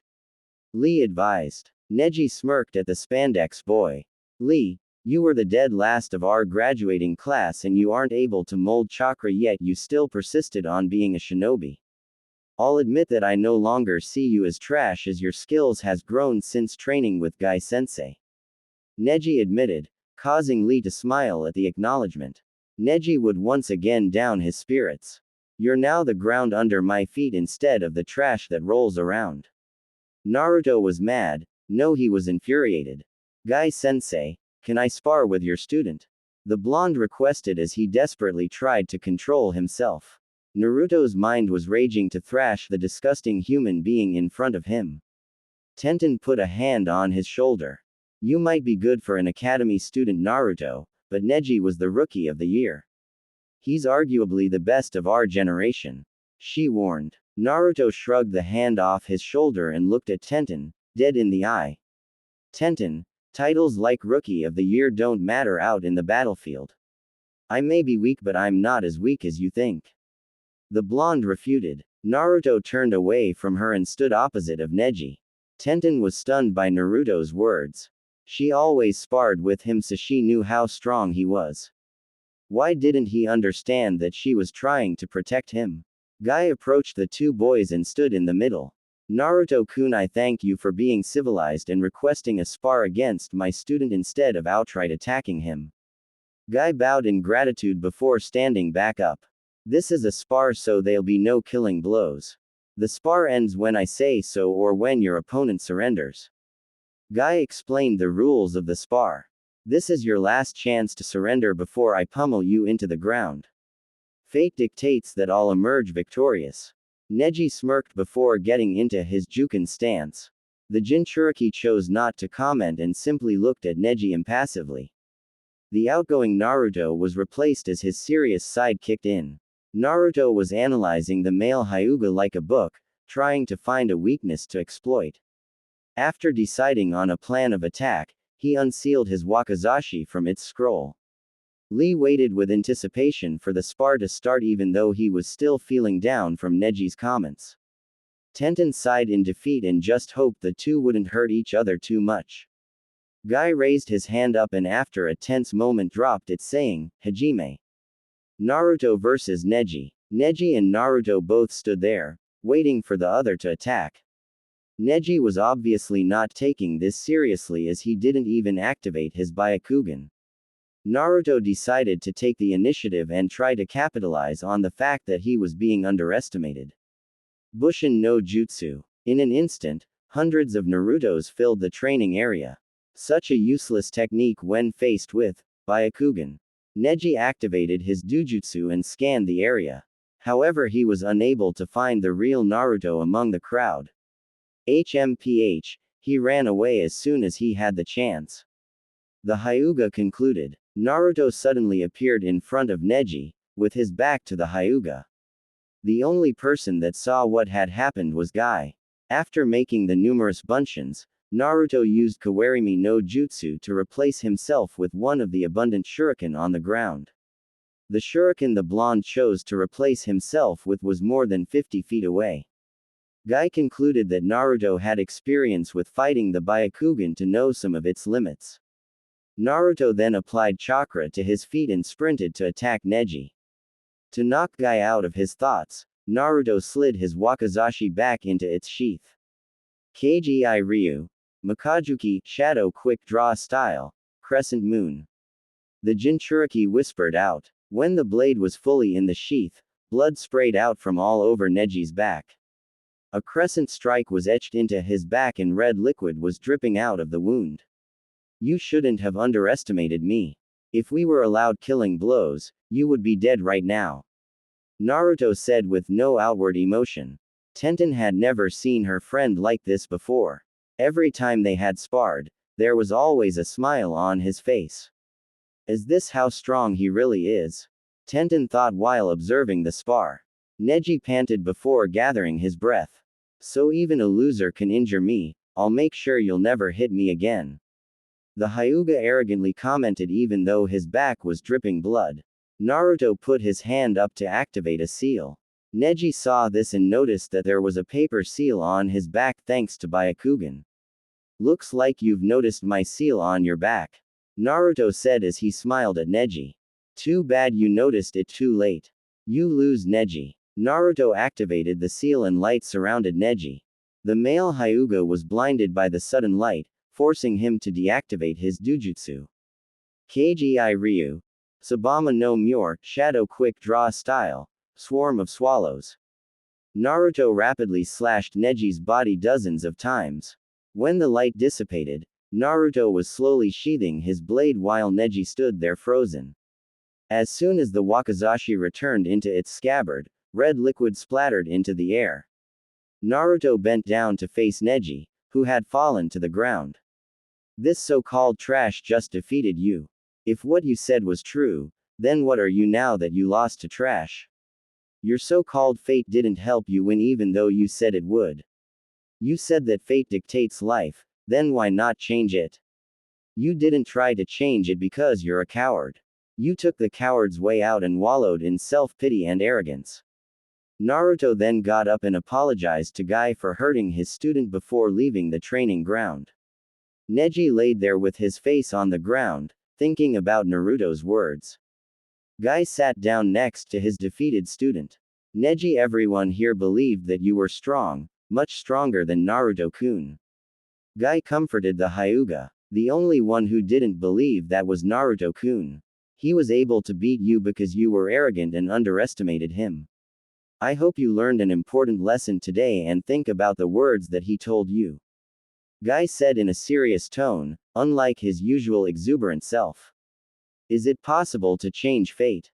He was obviously weaker than me, yet he was able to win. I may not know if fate could be changed, but I'll at least try from now on. Neji thought as he reached a self-realization. Hi Guy-sensei. Neji said with a rare smile on his face. Yosh. I'll also make Naruto-kun my eternal rival. Lee shouted at the top of his lungs. The spandex duo then carried Neji to the hospital, but not before telling the stunned Tenten that she had the rest of the day off. Guy also told her to tell Naruto that he was welcome to join in their training. Tenten nodded before running off to catch up to her best friend. The weapon mistress didn't need to run far as Naruto soon came into view. Naruto, wait a minute. The brunette shouted as she grabbed Naruto by the arm, stopping him from going any farther. Naruto's eyebrows arched up in confusion. What's up, Tenten? Naruto asked his friend. What was all of that, Naruto? I've never seen you move like that before. Tenten asked since every time they had sparred, Naruto never displayed such skills.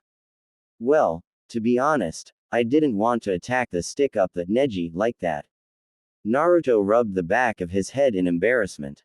He made me so mad for insulting my friends. I don't care if he talks about me, I'm used to it.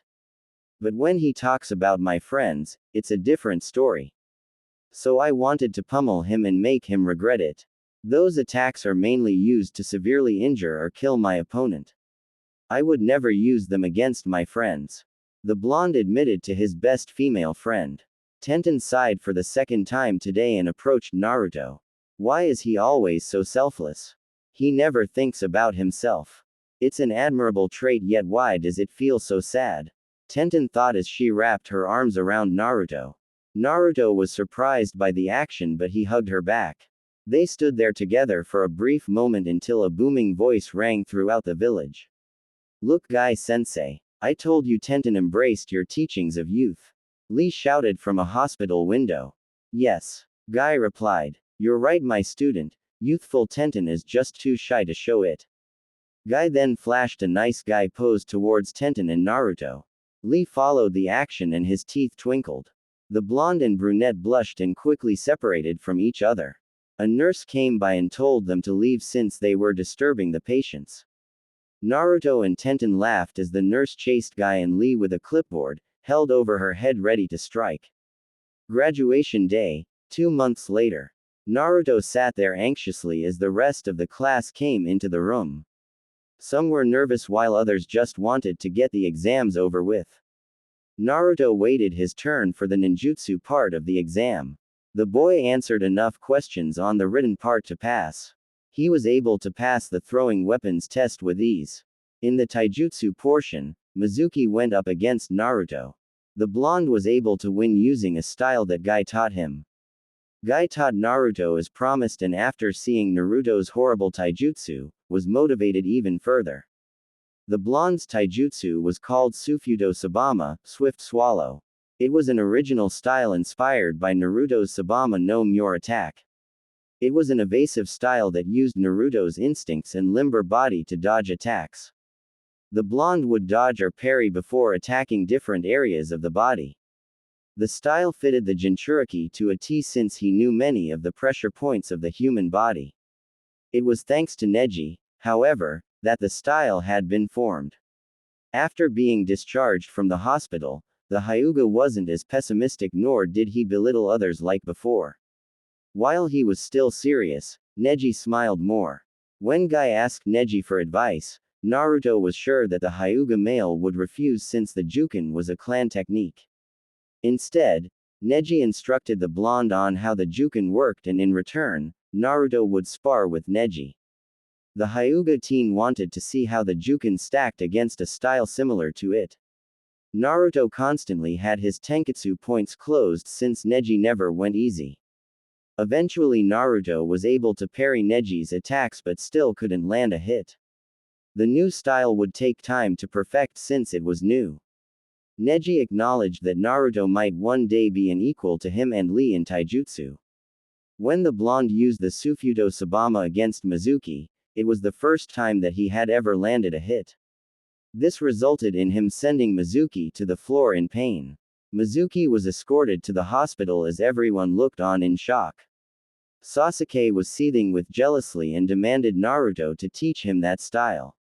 Naruto refused since it was his own and he wanted to perfect it before teaching anybody. Sasuke didn't say anything as Naruto didn't outright refuse or accept to teach him.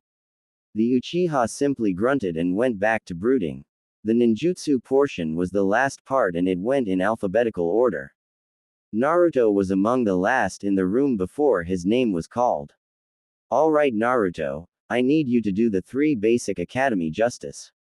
Iruka said. The two were the only ones in the room since Naruto had sent Mizuki to the hospital. Naruto used Kawarimi with a chair in the room and used Henge to turn into Iruka. He finished off the test with 50 bunchins. Iruka was beyond happy and congratulated Naruto before grabbing a Hitai 8. Naruto, if you would let me, can I put your Hitai 8 on you? Iruka asked his now ex-student. Sure sensei, by all means. Naruto replied with a grin. Iruka bent down and replaced Naruto's goggles with the Hittite. When he finished, small tears formed from his eyes. He hugged the boy tightly before releasing. I always believed that you could do it. I'm so proud of you. Iruka smiled as he wiped away the tears. Naruto, this time, embraced his teacher. Thank you for not hating me like everybody else, Iruka-sensei. I learned a lot from you, even though your lectures were boring. The blonde joked. The two shared a quick laugh and promised to meet at Ichiraku's another time. Naruto met up with his friends and they went to the Akamichis to celebrate their graduation. It was a festive day and around nighttime, Naruto left the compound to talk to the Sandaime. He entered the room to find a limping Mizuki with a large scroll in his hands. Look at my luck. Just before I leave the village, I get to kill the demon brat. Mizuki grinned evilly while placing the forbidden scroll down. So you're a traitor, Mizuki-tem. I always thought your smiles were fake. Let me ask you a question before you die. Who are you working for and why? Naruto asked but went into his taijutsu stance. Mizuki laughed hysterically at the boy. Who are you to ask me those questions? The traitor mocked. Since you're going to die anyway, I'll indulge in your last wish. I work for the great Orochimaru-sama and he promised me power to match even the cages. Mizuki confessed to Naruto. There's no way you could do this alone. You're too stupid for that. Who's helping you? The blonde inquired, trying to goad Mizuki into revealing more information. I'm not stupid, you demon. The ex-teacher yelled. Wait, why are you so calm when I'm about to kill you? Mizuki's eyes narrowed in suspicion. Damn, I was hoping to get more information out of you. He's all yours, Anbu-san. The Jinchuriki called out. At Naruto's words, an Anbu appeared from the shadows and captured Mizuki with ninja wire. Mizuki didn't have time to react as the Hokage came into the room. Anbu, take the traitor to the T&I building and give me a report on all the findings. Hiruzen told the Anbu, who immediately left. The Sandaime sat down in his chair and faced his surrogate grandson. Looks like you graduated, Naruto-kun. Congratulations on becoming a genin. The Hokage congratulated his newest genin. His face then warped into one of seriousness. Good job on getting Mizuki to reveal information, but how did you know there was an Anbu nearby?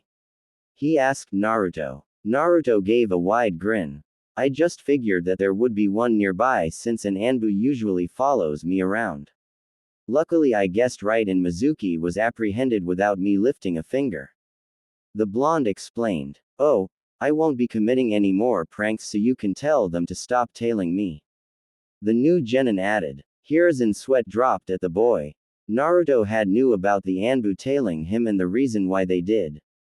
Ignoring that last sentence, you shouldn't have provoked an enemy shinobi. He warned. I'm pretty sure I could take on Mizuki, but I'll be more cautious next time. Naruto nodded and thanked his grandfather for the advice. Anyways, Naruto, you'll receive partial pay for a B-rank mission for your assistance in apprehending Mizuki. This won't go on your record as you're not officially a genin until you see your Jonin-sensei. Quote. Hiruzen mixed some truth with the lies to prevent Naruto from knowing about the official genin test. Okay, Gigi. I just stopped by to tell you I graduated, but I see that you're going to be busy, so I'll leave.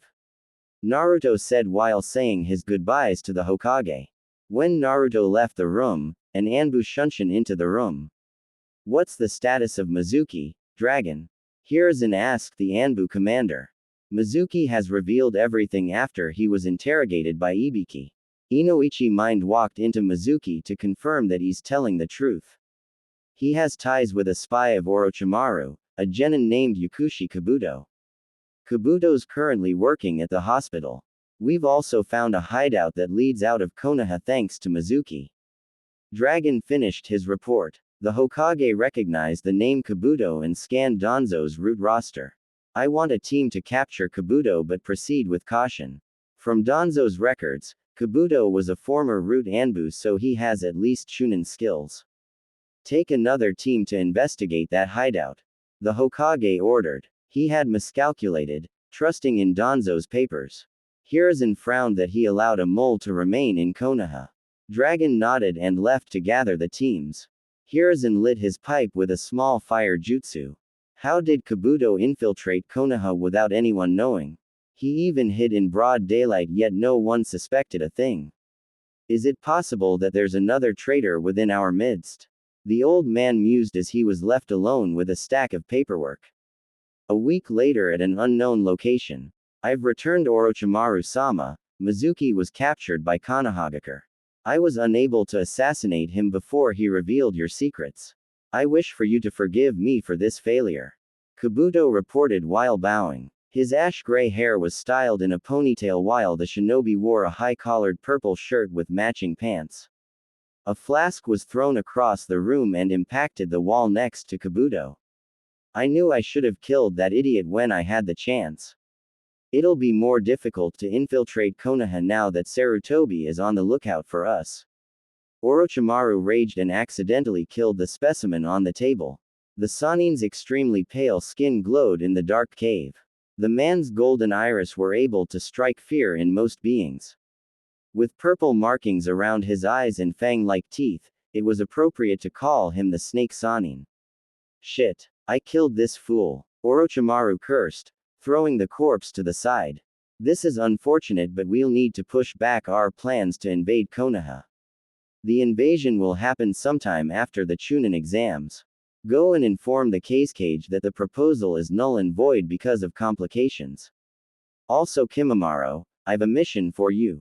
Orochimaru barked out orders before turning to an equally pale-skinned male. 2 scarlet dots were marked on the male's forehead, proving him to be a member of the Kagaya clan. His white hair swooshed as he bent down to his knee. Is there anything I can do for you, Orochimaru-sama? Kimimaro asked his savior. I've heard of an interesting rumor out of Kusagakure. Apparently there's someone with abilities to heal people if bitten. I want you to find that person and bring them back here alive. They might be an interesting subject to test or a tool to heal my troops. Either way, take the rest of the Sound 5 with you and don't fail me, Kimimaro. The Snake Sanin ordered Kimimaro. Of course, Orochimaru-sama, your wish is my command. Kimimaro said before walking off. Sarutobi-sensei, your beloved Konoha will fall to me and on that day I will kill you. Kukuku.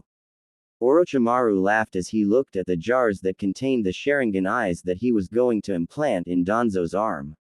At the same time in Konoha, the academy graduates waited patiently for Iruka to come and announce who would be their teammates.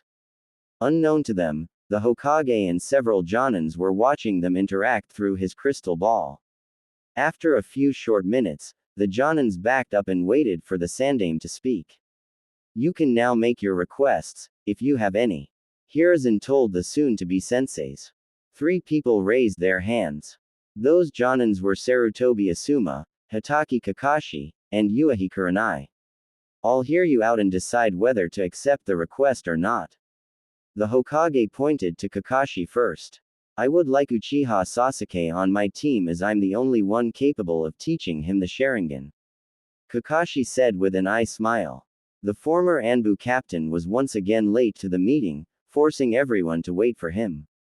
I would like to request Hyuga Hinata on my team for personal reasons, Hokage-sama. Kurenai, the newest Jonin, requested. I want this generation's Ino Shika Cho. Asuma smirked as he ran a hand through his spiky black hair. The Sandaime's son had just returned from his service as a member of the 12 Guardian Shinobi. His attire consisted of a standard blue Jonin outfit.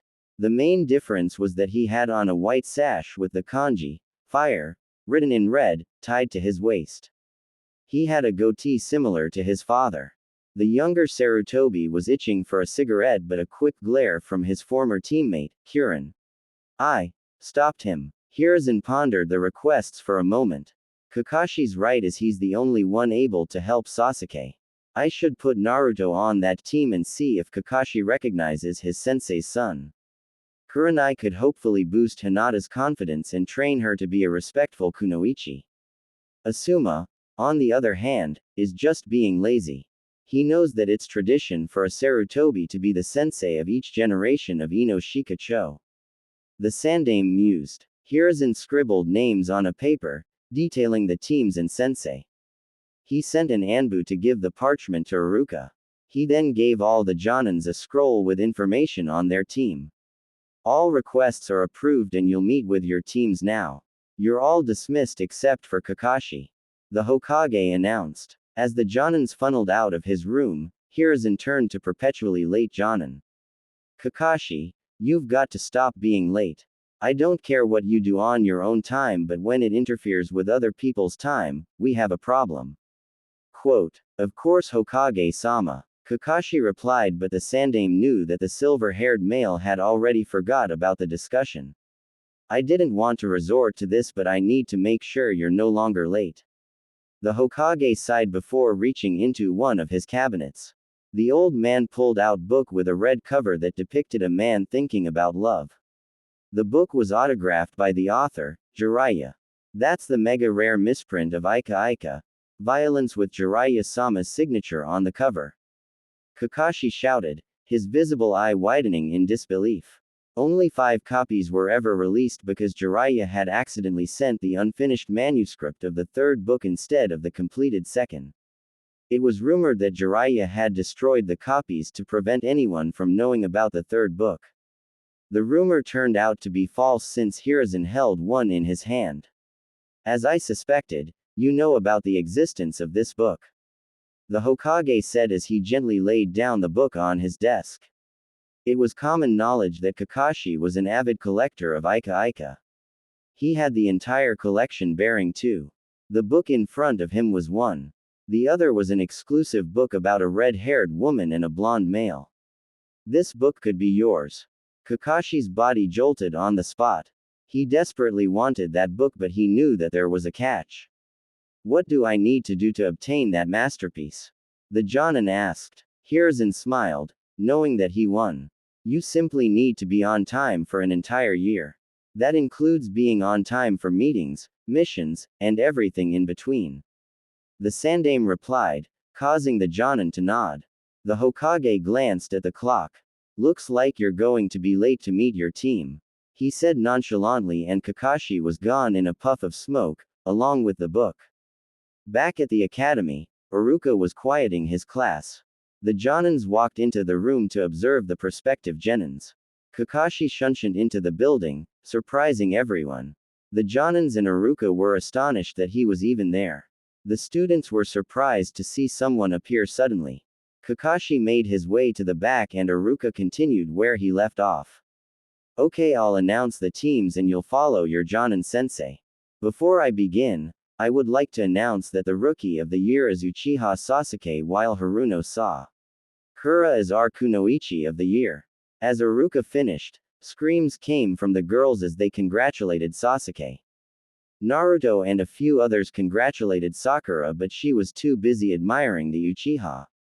Iruka coughed loudly to get the attention once more. I want to say that I'm proud of all of you for making this far. If you work hard enough, you'll succeed at whatever you choose to do. Good luck on your careers as shinobi. Alright, Team 1 is, Iruka announced the fist few teams.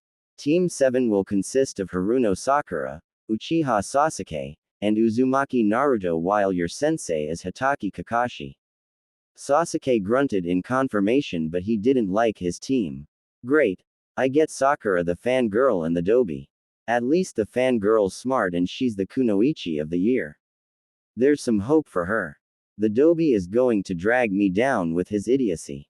Although the taijutsu he showed was interesting. This sensei better be competent and teach me everything I want to know. I need to get stronger to kill Itachi. Sasuke thought as he ignored Sakura's proclamation of true love. The Uchiha's attire consisted of a high-collar blue shirt that had the Uchiha symbol on the back. White shorts and matching arm warmers completed the outfit. His hitai was fastened on his forehead. Sakura had grown out her hair after a rumor had circulated, stating that Sasuke liked girls with long hair. Similar to Tenten, Sakura also wore a kippou, although of a red variety. She wore tight green shorts underneath with green sandals to match. Her red bow was replaced with her hitai. Naruto sighed as he laid his head on the desk. This team isn't too bad, but those two don't particularly like me. Naruto sighed inwardly this time. The blonde wore a larger version of his old dark shinobi clothing. He had grown taller over the years, ranking in the middle of the class. The only change was that his Hitai-8 was worn comfortably where his goggles used to be. Iruka announced the next team. Team 8 will consist of Aburame Shino, Hyuga Hinata, and Inuzuka Kiba, with your sensei being Yuehi Kurenai. Shino and Hinata nodded, but both were disappointed that Naruto wasn't their teammate, albeit for different reasons. Kiba was all smiles as he was on the team with his crush. The Inuzuka didn't particularly mind the presence of Shino. Shino sported the typical look of his clan with a high-collar greenish jacket and dark shades. Burgundy shinobi pants finished the look. Shino's Hitai-8 was also worn on his forehead. Hinata wore a conservative tan jacket with the symbols of the Hyuga clan on both arm sleeves. In addition, she wore black shinobi pants and blue shinobi sandals. Her Hitai-8 was underneath her jacket and hung loosely around her neck. Kiba's outfit remained the same as he still wore his gray jacket. The only addition was the Hitai-8 on his forehead and his matching gray pants. Team 9 is still in rotation, so Team 10 will consist of Akamichi Choji, Nara Shikamaru, and Yamanaka Ino, with your sensei being Sarutobi Asuma. The boys smiled at each other as Shikamaru knew this was going to happen. Ino groaned that she had chubby and lazy instead of being with Sasuke. Benefiting his lazy nature, Shikamaru wore a simple gray jacket over a mesh shirt. His Hitai-8 lay loosely tied around his left sleeve, right underneath his clan symbol. He was wearing brown pants given to him by Yoshino. In contrast, Choji had the most articles of clothing. On top he wore a white shirt, with the kanji, food, on it, over which he wore an unbuttoned green haori. A long white scarf was fastened loosely around his neck and he wore black shorts. Both his arms and legs were wrapped in bandages. His Hitai-8 was on a headgear that allowed Choji's brown hair to poke out. Ino wore a vest-like blouse and skirt in her favorite color purple. The gap between the two clothing was filled with bandages, with her Hitai-8 worn like a belt. She also wore bandages underneath her skirt and white arm warmers. All three wore silver loop earrings. Sai has been selected to be an apprentice of Tenzo. Iruka announced as a brown-haired man raised his hand. Although Naruto didn't know who the man was, he believed that Tenzo must have been a part of Root. The others looked at Sai, who wore the same outfit as Shin, wondering why he had been chosen. The Jonin senseis collected their teams and left the room. Team 7, meet me at Training Ground 7 in 10 minutes. Kakashi said as he disappeared in a puff of smoke. Naruto said his goodbyes to his friends as he followed Sasuke and Sakura. Near the entrance of the training ground was a grass field with 3 thick wooden poles standing upright. The majority of Training Ground 7 was a forest that extended into the next training ground, which was 150 feet away. When they arrived at the training grounds, Kakashi motioned them to the spot with 3 poles. Alright, how about we introduce ourselves? Tell me your likes, dislikes, dreams, hobbies and skills. Kakashi said as he smiled to his team. How about you go first, sensei? Sakura asked her sensei. Okay. My name's Hatake Kakashi and I'm an elite jonin of the Konohagakure. I like a few things, dislikes are none of your business. I don't exactly have a dream, and all you need to know about my skills is that I'm strong. Kakashi answered half-heartedly. The genin's sweat dropped at their sensei's answer. Alright Bubblegum, it's your turn. Kakashi pointed to Sakura. Shanaru. My hair isn't bubblegum color, it's cherry blossom color. The girl thought as she introduced herself. My name is Haruno Sakura. My likes are blushes as she glances at Sasuke, and my dream is once again Sakura glances at Sasuke. My dislikes are Ino Pig and Sai Baka. My hobby is glancing at Sasuke. My skills are my intelligence and I know a few medical skills. Sakura concluded her introduction. Kakashi then pointed at Sasuke to introduce himself. My name is Uchiha Sasuke, the last loyal Uchiha. I don't like much and I dislike people inferior to me and fangirls. Sakura looked ashamed when Sasuke said that. Dreams are irrelevant. My ambitions are to revive my clan and to kill a certain man. My only hobby is training to get stronger. My skills are better than everyone in my class as I'm the rookie of the year. Sasuke said smugly as he finished. Sakura had hearts in her eyes while staring at the Uchiha. Both Naruto and Kakashi knew who Sasuke was talking about. Kakashi decided to ask Sasuke about it private. Kakashi pointed to his last student, the pariah of Konoha. My name is Uzumaki Naruto. My likes are my friends, people that care for me, ramen, pranks, and reading. My dislikes are the 3 minutes it takes for instant ramen to cook, people who judge others without getting to know them, and getting chased around by the crazy snake lady. Naruto said as a small chill went down his back. Kakashi shivered as well as he knew only one person who used snakes and she wasn't someone to be trifled with. My dreams are to become Hokage and to find other Uzumaki, if there are any left in the world. The blonde continued. Sasuke snorted at Naruto's dream. As if a clan less dope like you can ever become Hokage. Sasuke smirked. Kakashi thought Naruto would start arguing with Sasuke. Instead, the Uzumaki calmly answered Sasuke's jab. Even if there isn't any more Uzumaki out there, I'm still one. The blonde replied as he pointing his thumb to his chest. Sasuke wanted to refute but couldn't as it was also partially true for him as well. The Jinchuriki continued his introduction. My hobbies are gardening and reading all sorts of books. My skills aren't anything special. Naruto lied with a straight face. Kakashi scanned Naruto for any hint of deception. It seems I really can't trust the academy reports on Naruto. He was able to prank me when I was in Anbu. Either he's really good in stealth or he's trying to purposely hide his skills. Kakashi thought while observing the blonde. Hey sensei, why are we here? Naruto asked, snapping Kakashi from his thoughts. Oh right, you're about to take a test that will determine whether you become genin or not. Kakashi answered lazily. What? Quote. The lone kunoichi shouted. We already passed the test to become genin at the academy. Sakura protested. Kakashi showed a neutral face. That test determines if you have the potential to be a shinobi. The real test determines whether your skills are enough to be a genin. Only a third of the graduated students will actually become a genin. The silver-haired man answered. That means we only have a 33% chance of passing. That's unfair to us, Sakura complained. The world of shinobi is unfair but you'll have to deal with it. Anyways, if you want to pass, all you need to do is get a bell from me. The one-eyed Jonin said as he held up 2 bells. But Kakashi-sensei, there are only 2 bells. Sakura stated the fact. That means one of you is going to be sent back to the academy. Kakashi responded. Kakashi looked at his students for their reactions. Sakura was yelling how she and Sasuke wasn't going to fail. Sasuke HMPHED with arrogance as he believed he couldn't possibly fail. Naruto sat there silently and didn't show a single reaction. Okay. Either he's shitting his pants on the thought of failing or he's already thinking of a plan. Man, he really is the most unpredictable ninja. Kakashi thought as he was stumped again by the blonde enigma.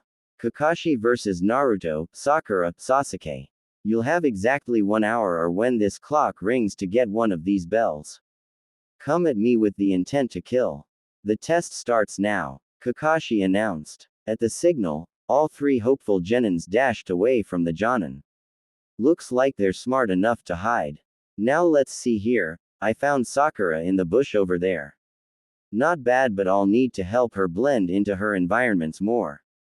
Sasuke's in the tree a couple feet away spying on me, pretty good for an academy student. Naruto is, shit, I should have stopped Naruto from going into the forest. I'm definitely not going to search for him. Kakashi evaluated the 3 and then pulled out Ika Ika, Paradise.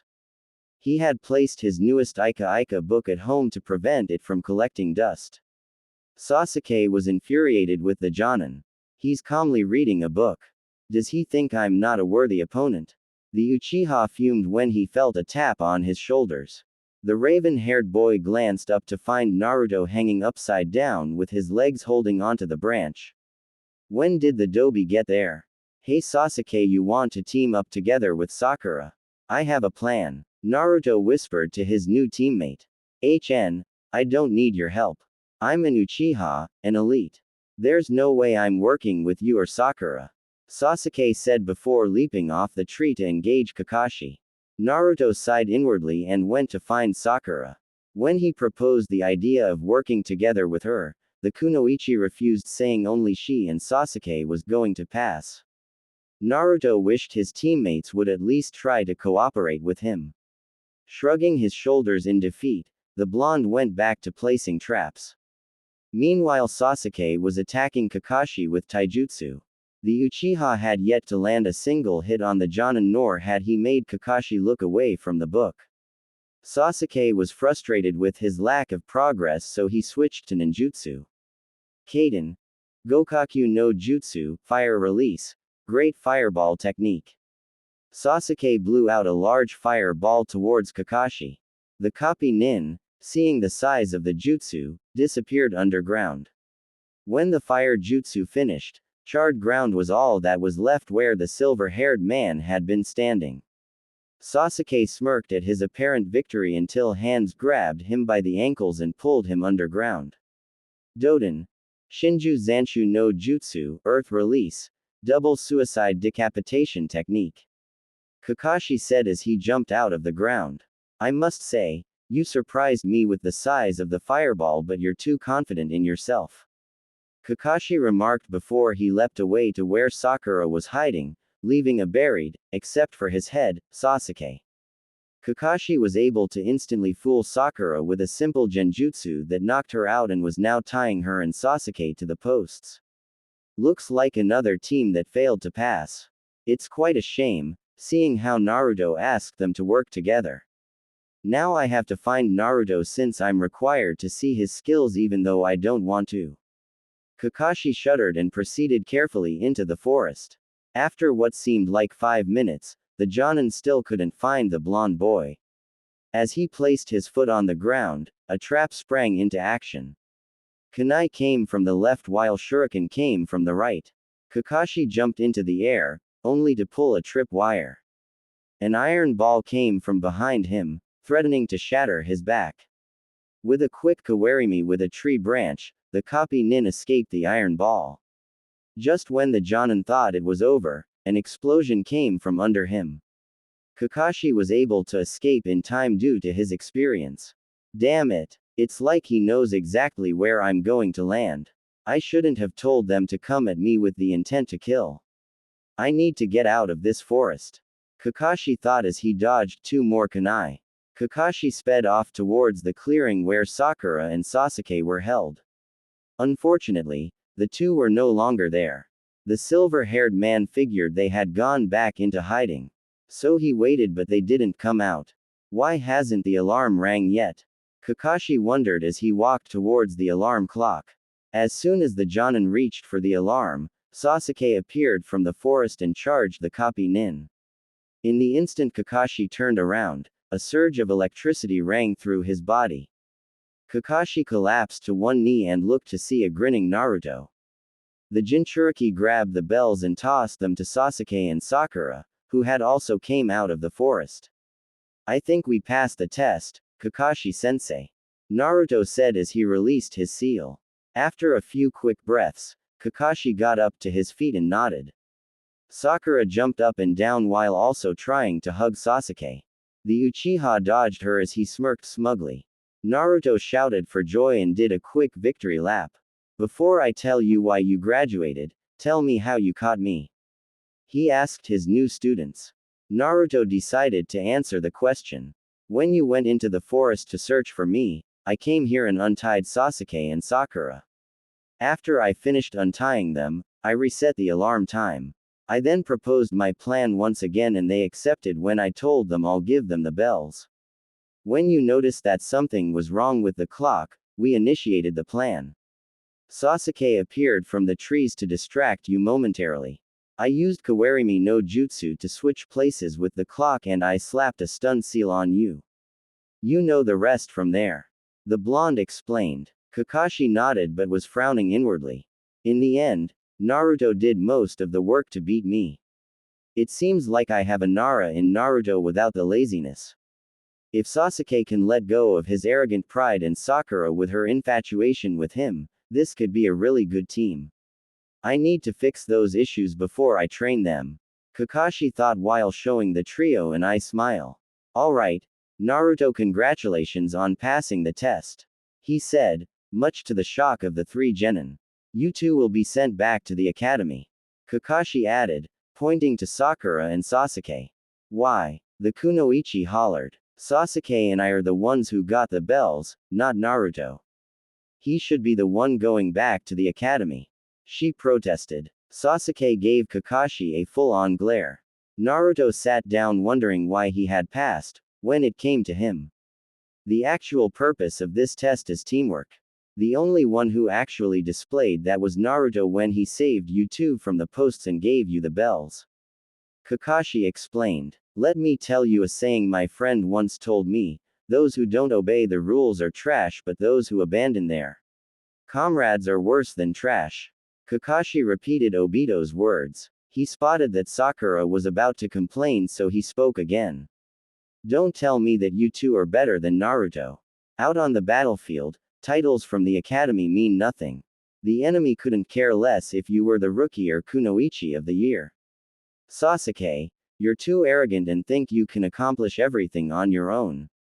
Sakura, you only worry about Sasuke and never once thought about Naruto's safety. Naruto also have flaws that he needs to correct. When he set up his traps, he never thought about your safety. While I survived, you guys don't have my skills or experience and would have died if you walked into one of his traps. Kakashi finished talking. Sasuke gritted his teeth in annoyance, Sakura looked down in shame, and Naruto slowly nodded as if he was admitting that Kakashi was right.